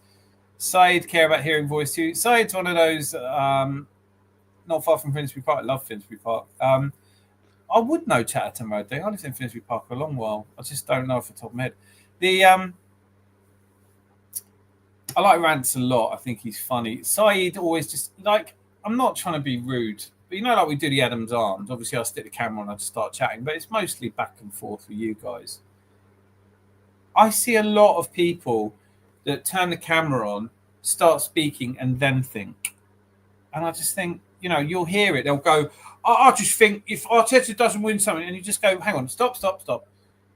You're not thinking, are you? You're just feeling. There is a massive difference between thinking and feeling. You can feel like a result was bad, but you're not thinking about it. And a lot of people just stick the camera on and start filming and then say stuff, and then people take it seriously. Lots of whataboutery, shouting over the opponents, circling back needlessly, and changing the subject. You know, ad hominem. Just acting like the stuff he says. Well, how many league titles have you seen? I've seen 5. And I'd be like, no, Lee, you're 40 years old, right? So that means that this is obvious because I did GCSE maths, but that means you were born in 1985. So you can't really you can't say you were 4 when we won the 1989 or 5 and that you remember it. Do you know what I mean? Like, do you remember when you were 4 what we won? As someone who saw the debate brothers of the 2010s internet, whatever passes for debate on football fan channels is truly laughable and sometimes pathetic. I like proper debates. Massive fan of Christopher Hitchens. There's lots that is good about debating, but it must begin with, in order to debate successfully, you have to be prepared to change your mind. Otherwise, there's no point. You know, if I'm sitting there saying I think that Arsenal are the best team and you think Chelsea are the best team, nothing you say is going to change my mind. Nothing I say is going to change it. So let's talk about the weather instead. You know, you can bring fact after fact up with Lee Gunner and he will still think the same way he did before because that's what he's bought into. And he is sure that he's smarter than me. So what is the point? I'll just get to the point where you don't know what you're talking about. And I'll go, no, but I think I do. And that'll be it. Chatterton Road, N4. House number, please. Don't you dare, Idris. I don't want to have to clip that. That's really good to know, though. He wants to nuke half the fan base. Would it solve a lot of things? Can you just want to nuke? Wanting to nuke anyone is wanky, right? But Mob. Here's my question to you, because you've said in the past you quite like Lee Gunner's content. Is he an Arsenal fan? I mean, if you don't like the Cronkies and you don't like the board generally, you don't like the directors, you're not no one's a massive Richard Garlick fan, are they? But let's say you don't like the board or the owners. You hate the manager because he didn't give you an autograph when you were a kid, or when you were grown up hanging around the training ground, which is even weirder. And you don't like the players. And I've literally been through the list of players he likes at Arsenal is vanishingly small. And you want to nuke half of the fans and you never go to the games. Is there a point where you just wake up one day and go, actually, I don't think I am an Arsenal fan? And then your life just becomes much better. You go, fuck it, you know what? I live in Spain. I love Real Madrid. I'm a Real Madrid fan. Isn't that just easier than just hating on everything and saying, I've got high standards for this club? Really? How does that manifest? What do you do because of your high standards? You just give everyone shit and want to nuke them. Well, that's not having high standards. That's having an opinion and not being tolerant of other people's opinions. It's not the same as having high standards, is it? I was born in 1995. It was a very good year for finishing second in the Cup Winners' Cup. Football Terrace, love them. I do like Terry Fleurs. Don't watch it much, though. Leeds won the title in 92, and I wouldn't insult you all by claiming I saw it. I saw it. I loved it. I fucking loved it. Kept Man United from it. I was really pleased Leeds won Cantona year, wasn't it? That was a good side. Cantona. Strachan, Cantona. I mean, it was a good side. I liked Leeds. I mean, I like Leeds, but they did used to piss on all the away fans, which is just not a good thing to do, man. Also, let's have it right. That is one part. Yorkshire is one part of the world you don't want to go as a football fan. The old Bill up there are horrible. I mean, literally horrible. So yeah, fair play. The Leeds fans pissing on Tottenham fans. That's just not really right. I think there's a portion of the Arsenal fan base in England that is a bit xenophobic. Mate, massively. It's really worrying. Because one of the things I'm most proud of about Arsenal is that we're not racist, we're not xenophobic, we are. Everyone can be. That is massively important. If Arsenal suddenly developed and turned a bit like Chelsea used to be, that'd be me done. I'm out. I love that it reflects the cosmopolitan nature of London. My grandfather was Scottish, my grandmother was Irish. They felt welcomed by Arsenal. I've stood next to people from, I mean, like one of the things I love about Arsenal is that we have fans all over the world. We're hugely supported in India. We're hugely supported throughout the continent of Africa. We have fans in North and South America. It's a huge number of Arsenal fans in Brazil. It tells you something, doesn't it? We have fans all over Europe. Of course we do. But when you go out to Indonesia, the Far East, they love us as well. And that is, I think England is becoming more openly xenophobic, and I really worry about that. Because everyone wants to blame people who are not to blame for the problems that we're all experiencing. But I think we've got a strong, united, and well-balanced fan base. But then you do hear the vocal ones, and it is worrying. Arsenal is like the band that got famous and the locals hate it.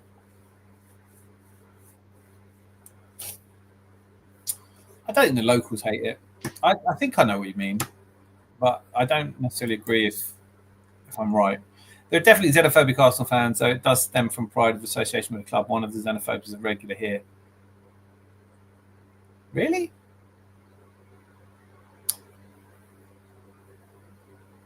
I've never seen that here. And I believe passionately in freedom of speech, but I don't believe that everyone should be. I don't believe anyone is allowed any opinion in this pub. There are things, if you're rude or hostile or aggressive or you're responsible for racist comments, I would bar anyone for that. So I don't know who you mean, and I don't want to get into a discussion of who you think is or isn't. All I can say to you is if I feel like somebody has been slanderous, libelous, malicious, vicious, unkind, I'd get rid of them. We wouldn't tolerate it, would we, Zanzi? Nope. Thank you. Hello, everyone. Hope we're all doing well. Cannon Creature, how good to see you. It's been a while. Where have you been? What have you been up to? We've just been slagging off Arteta out, basically. 1994 World Cup was what got me into football. I remember it caused me to dig out my dad's 91-92 lead season review VHS. 94 World Cup was shit. That was the Brazil-Italy final. That was Ray Houghton scoring against Italy. We weren't in it. Didn't like it. Do I not like orange? The Arsenal 26-27 home kit will be a combination of two different shades of red. Good. This is not breaking news. I love it. My favourite comment. Well, the xenophobia from the regular here happens or happened on other streams. The bar is too chill for such things. Good. I don't expect to have an influence in how people feel. I think if I'm at someone else's pub and I hear those kind of comments and it makes me feel uncomfortable, I have the right to leave. But I don't have the right to tell people what to think or feel. But I do have the right to enforce certain standards in here, and that's all I will do. Listen, I'm going to say this. I'm Austrian, right? So you've got to understand that it's different. When it comes to far out views, the Waffen-SS takes some beating, right? And I knew older guys in my hometown who, during the war, were SS. And I'm not 100% sure that they ever really gave up some of those fucking horrendous ideas. So, but you learn to get along with people you just absolutely will never agree with, because what else are you supposed to do? And I'm not going to be convinced by their reasoning, and I'm not going to convince them of mine. So you find a way. You say, look, you're entitled to any views you want to hold. You're entitled to think whatever you want. You're entitled to say whatever you want in a world of freedom of speech. But if you come to my house, they're my rules, and that's all. So you won't. I don't think you'll see it in here. In a way, does Lee deserve respect for checking his racist comments? No, I don't think so. I've heard him say things which are a little bit colourful, but I don't know if he is or isn't a racist. But nobody just listen. If you are a racist and you don't say something, I don't respect that. I don't respect that. You might as well be honest. You know, I've never been a victim of racism. I don't know what it feels like. Honest, well, not really. So, but I don't know. Like, would I prefer it if someone was nice to my face and then behind my back thought I should be executed? Probably not. I'd like to see my enemies up front. But if you're just intelligent enough to not say something that will get you cancelled, but you think it, no, I'm not giving you respect for that. But thanks for the question. I think that allowed me to answer it as fully as I can. Each of the clubs have fascinating history. Leeds definitely do, man. Idris Adam with hearts and peace signs. I love it. Really glad you're here, Idris Adam. Mob, you'll find that in every single fan base in world football, and if Arsenal are traditionally a left-leaning club, we aren't rife with racism, are popular in the black community. Yeah, like, I'm sure it's happened. Listen, I've never seen it. But I wasn't a football fan in the 50s and 60s. It must have been there. Do you know what I mean? It must have been. It must have been hard for the first. We were talking about Brendan Batson on, was it Thursday? Thursday, yeah. It must have been hard for him. Like, bullshit aside, do you know what I mean? Like, to be the first, it's going to be hard.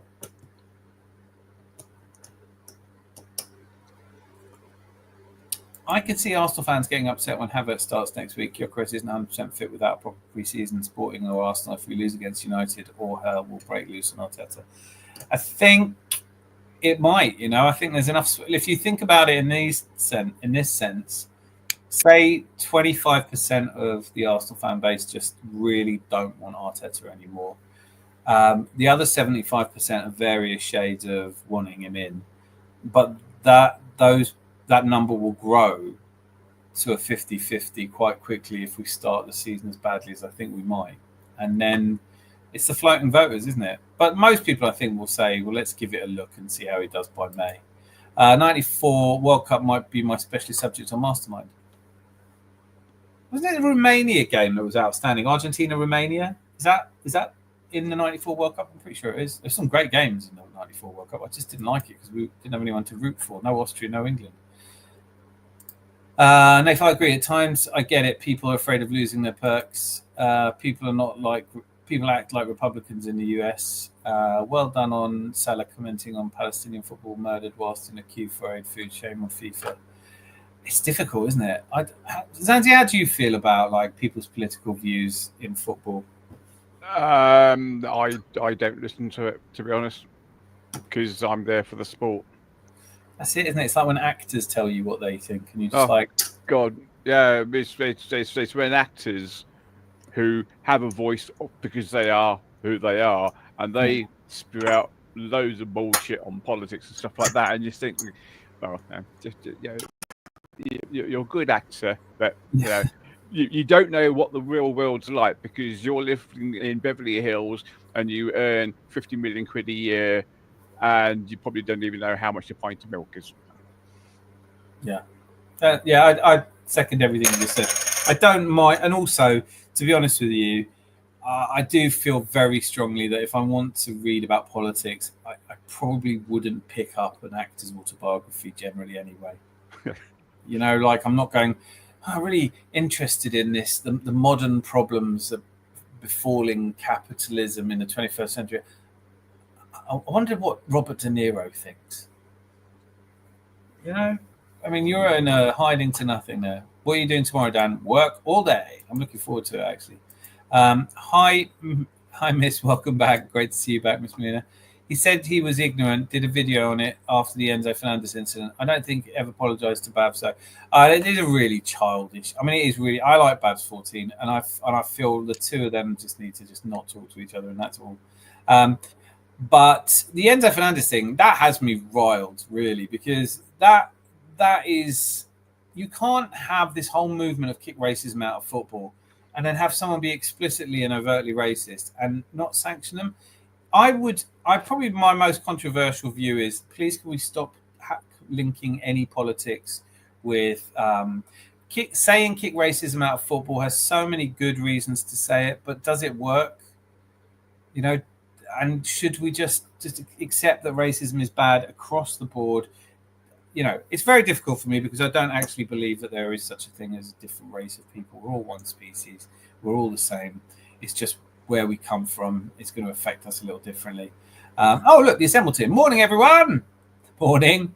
Don't expect us to be on for much longer. I know what you're like. Some of the disability and mental health comments are a bit wacky, but I know loads of people that feel the same way.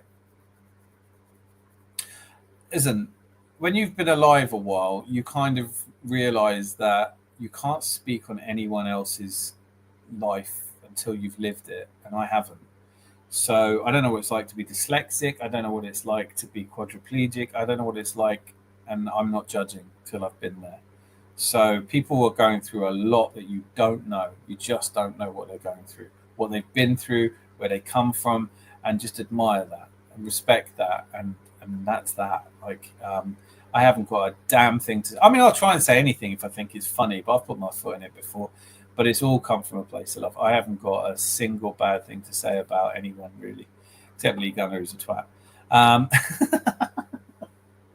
don't really think that. I'm sure he's lovely on some level. See, I mean, I could talk about disability from what I know from my past experience and what's happening to me now. Yeah. But I couldn't talk about what's happened to this lovely bloke here who's just come back and said hello, the Assemble, which is Mr. Tom, because what happened to him is totally different to what happened to me. And I can appreciate what he's going through because I've been going through it all my life. Yeah. And you know what? And that's a really good point. And Mr. Tom, like, don't start blushing and shit. But when he's on the show, like, most people will never know what he's recently had to go through. And he's still smiling, and he's still Mr. Tom, and I think that you can get to a position where you just don't realize you can, I could have a real pop at Lee Gunner and find out that there's something that he's really dealing with that's really challenging, and then I just feel shit about it. I do feel qualified to discuss the things people say, but I can't really claim to have any idea what it's like to be Babs 14 or Robbie Lyle or anybody, or what Martin Odegaard's been through in the last year. I don't know. You can't know. Gyökeres will start on Sunday. We don't know. Second round, Romania beat Argentina 3-2. Yes, Dan, that was a hell of a game. I remember that's probably one of the best games I at the time I'd ever seen. I think the Nations League, Spain-France took some beating. Give me 4 Arsenal goals that come to mind. Dennis Bergkamp's 3 against Leicester and his 1 against Newcastle. That's what I'd say. Or the 3rd against Leicester, the 1 against Newcastle, and the 1 he scored for Holland against Argentina. Yeah, which is very like the 1 he scored for Arsenal against Leicester. Yeah, it is. It is very like it, but I have since watched them back, and I think the Dutch one is slightly better because the ball travels further to reach it. Yeah, and plus the fact Dennis Bergkamp's still the only one to be on Match of the Day to get 1st, 2nd, and 3rd for the month. I know, right? And it was all from the second half of one game. Yeah, because he didn't score. Maybe actually the first one was in the first half. No, I think it were all in the. And that fucking ref. I mean, all right, actually didn't matter because we went on to win the league, but it was still tight at the time. And Bergkamp puts us 3-2 up in the 5th minute of injury time, 4th or 5th minute, and they still played another couple of minutes and Leicester equalised. So the game was 3-3. I was so angry. Isn't that funny? Like, you can watch a game as monumental as that, because it's not happened since either, has it? I don't think that someone got all 3 goals on Match of the Day. goal of the month. I can't even remember if anyone's ever had one and another one, or two and a three. I think I have seen it in the last couple of years that someone's had because you're always looking at that Bergkamp thinking, is anyone going to do it? I'm right wing. My two close mates are proper lefties. Listen, I think that's really healthy. I think honestly, I worry. Me and Sean were talking. My best mate Sean were talking about it. We're from the same part of North London. Most of our friends are lefties.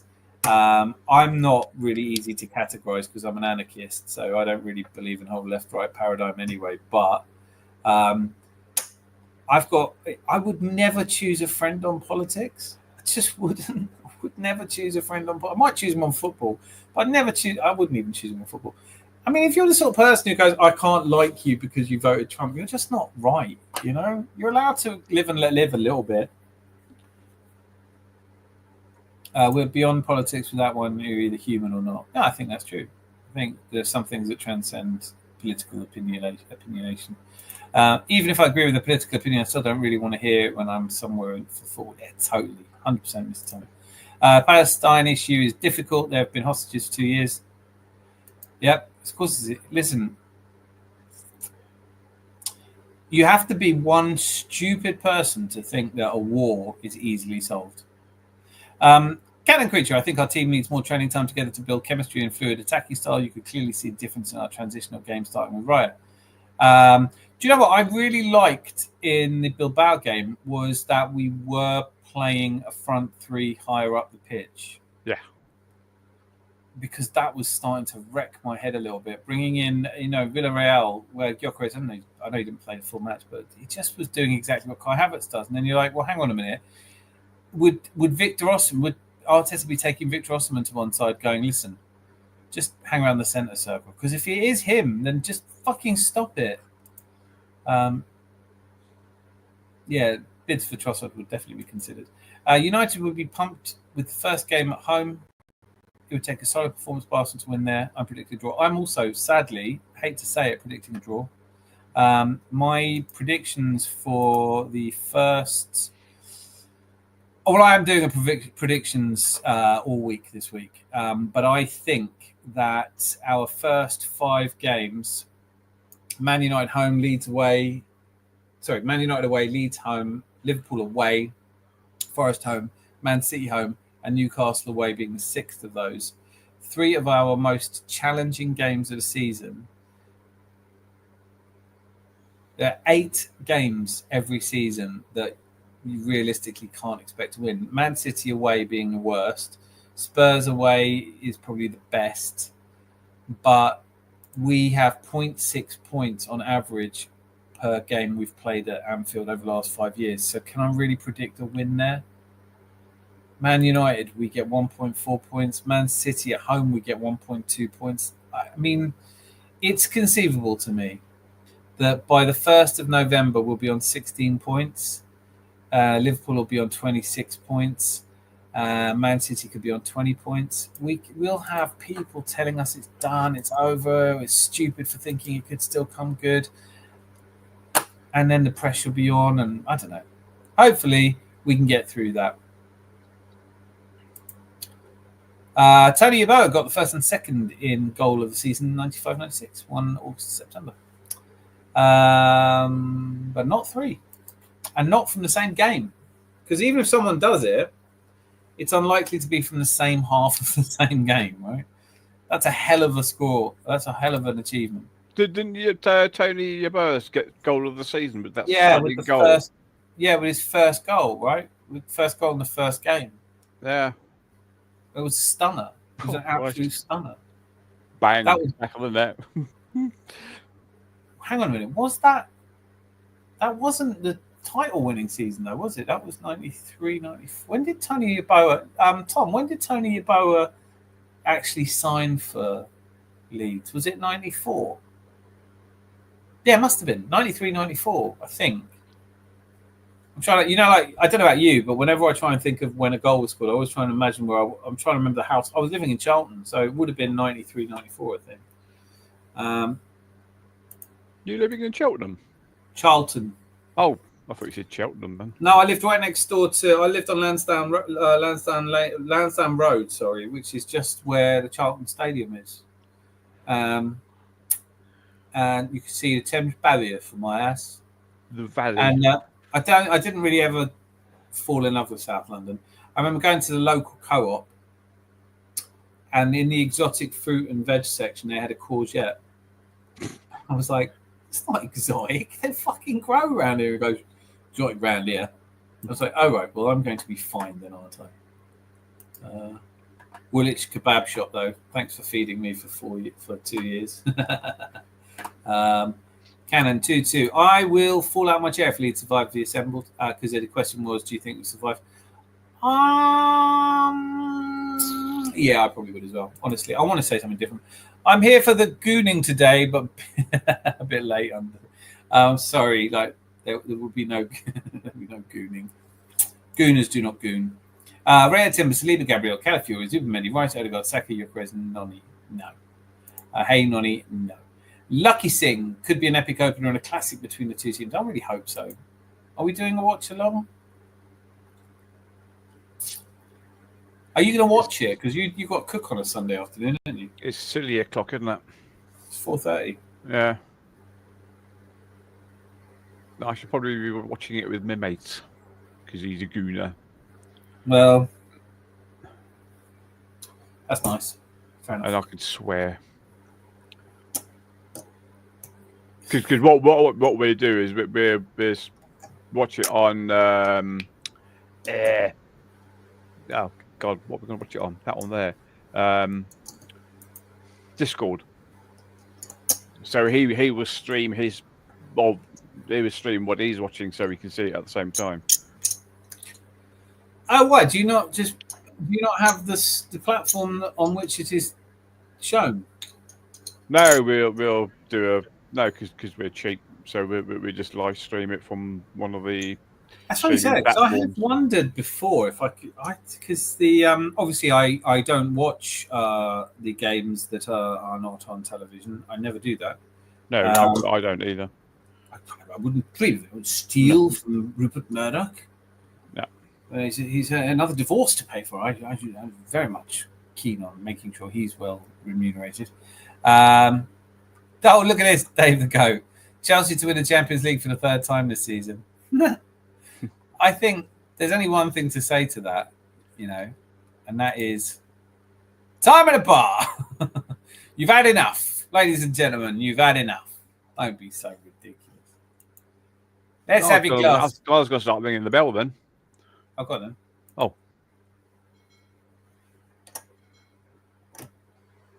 Yeah, so you need 2 rings. If they don't hear that, they can. I didn't hear that. What do you mean if they don't hear that? Did you hear that? No.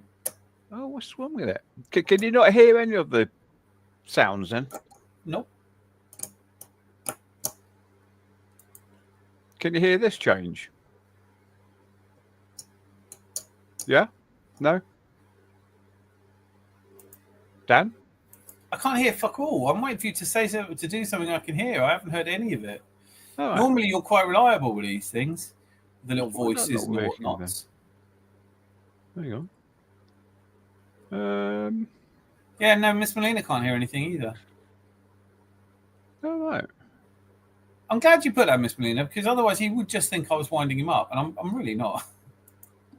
When are you coming back on as well? I hope you're coming on soon. There's no bells, Andy. That means drinks are free all night. All right. There you go. Ding, ding, ding, ding. Oh. There you go. Genius. Thank you so much. We desperately need a left winger. Martinelli's gone stale with his predictability and lack of football IQ. Technically, he's limited and hasn't improved. Madueke looks sharp and should start, in my opinion. I agree with you, Cannon.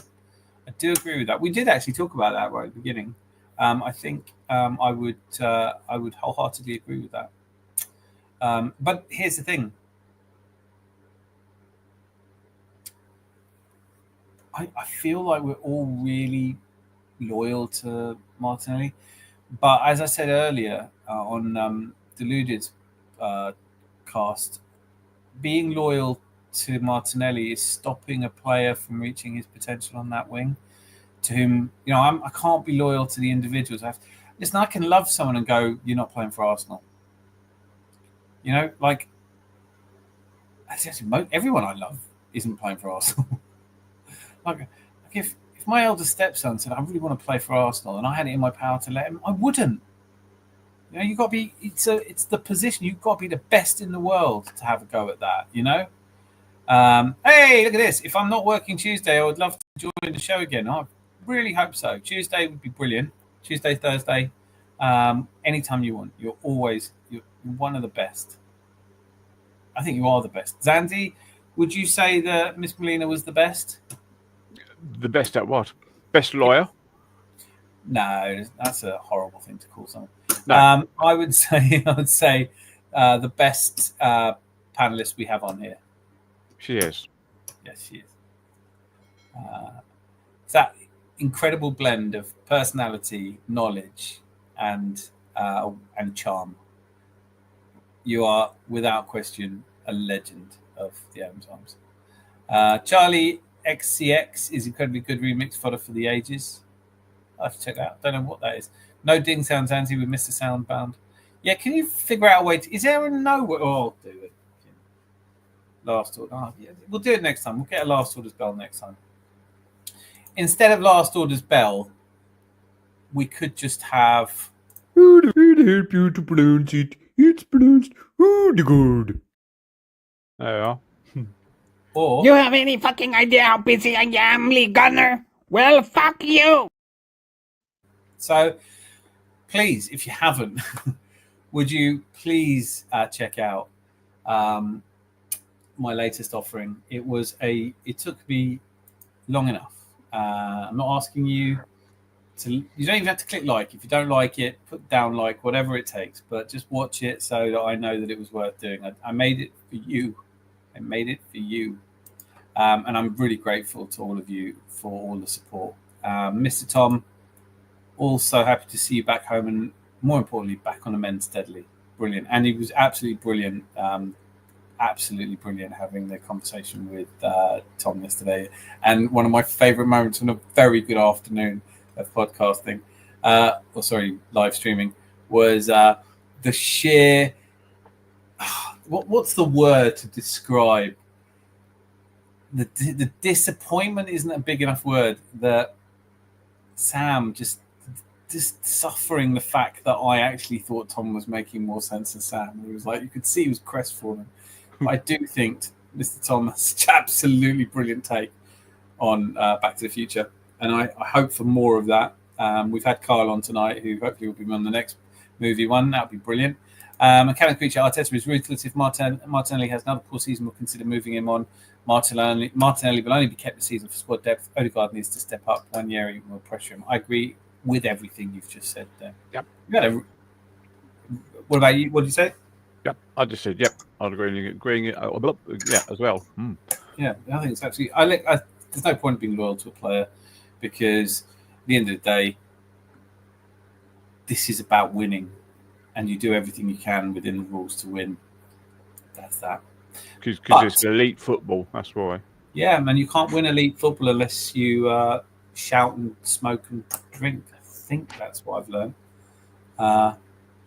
Sam was heartbroken that you gave my Back to the Future theory any credence. I know, I just loved watching him, but he was being really, really dogmatic as well. He could have conceded that you were right. I think that would have been the smart thing to do. But listen, I'm going to call it there. Zanzi's last words will be... It's been emotional. It has been emotion. Totes of motion. Sunday night. And the chat's been good as well. Very good. I mean, we've been blessed with a great crowd. Dave the Goat came back. Hope you've subscribed, Dave, because you know you love it here.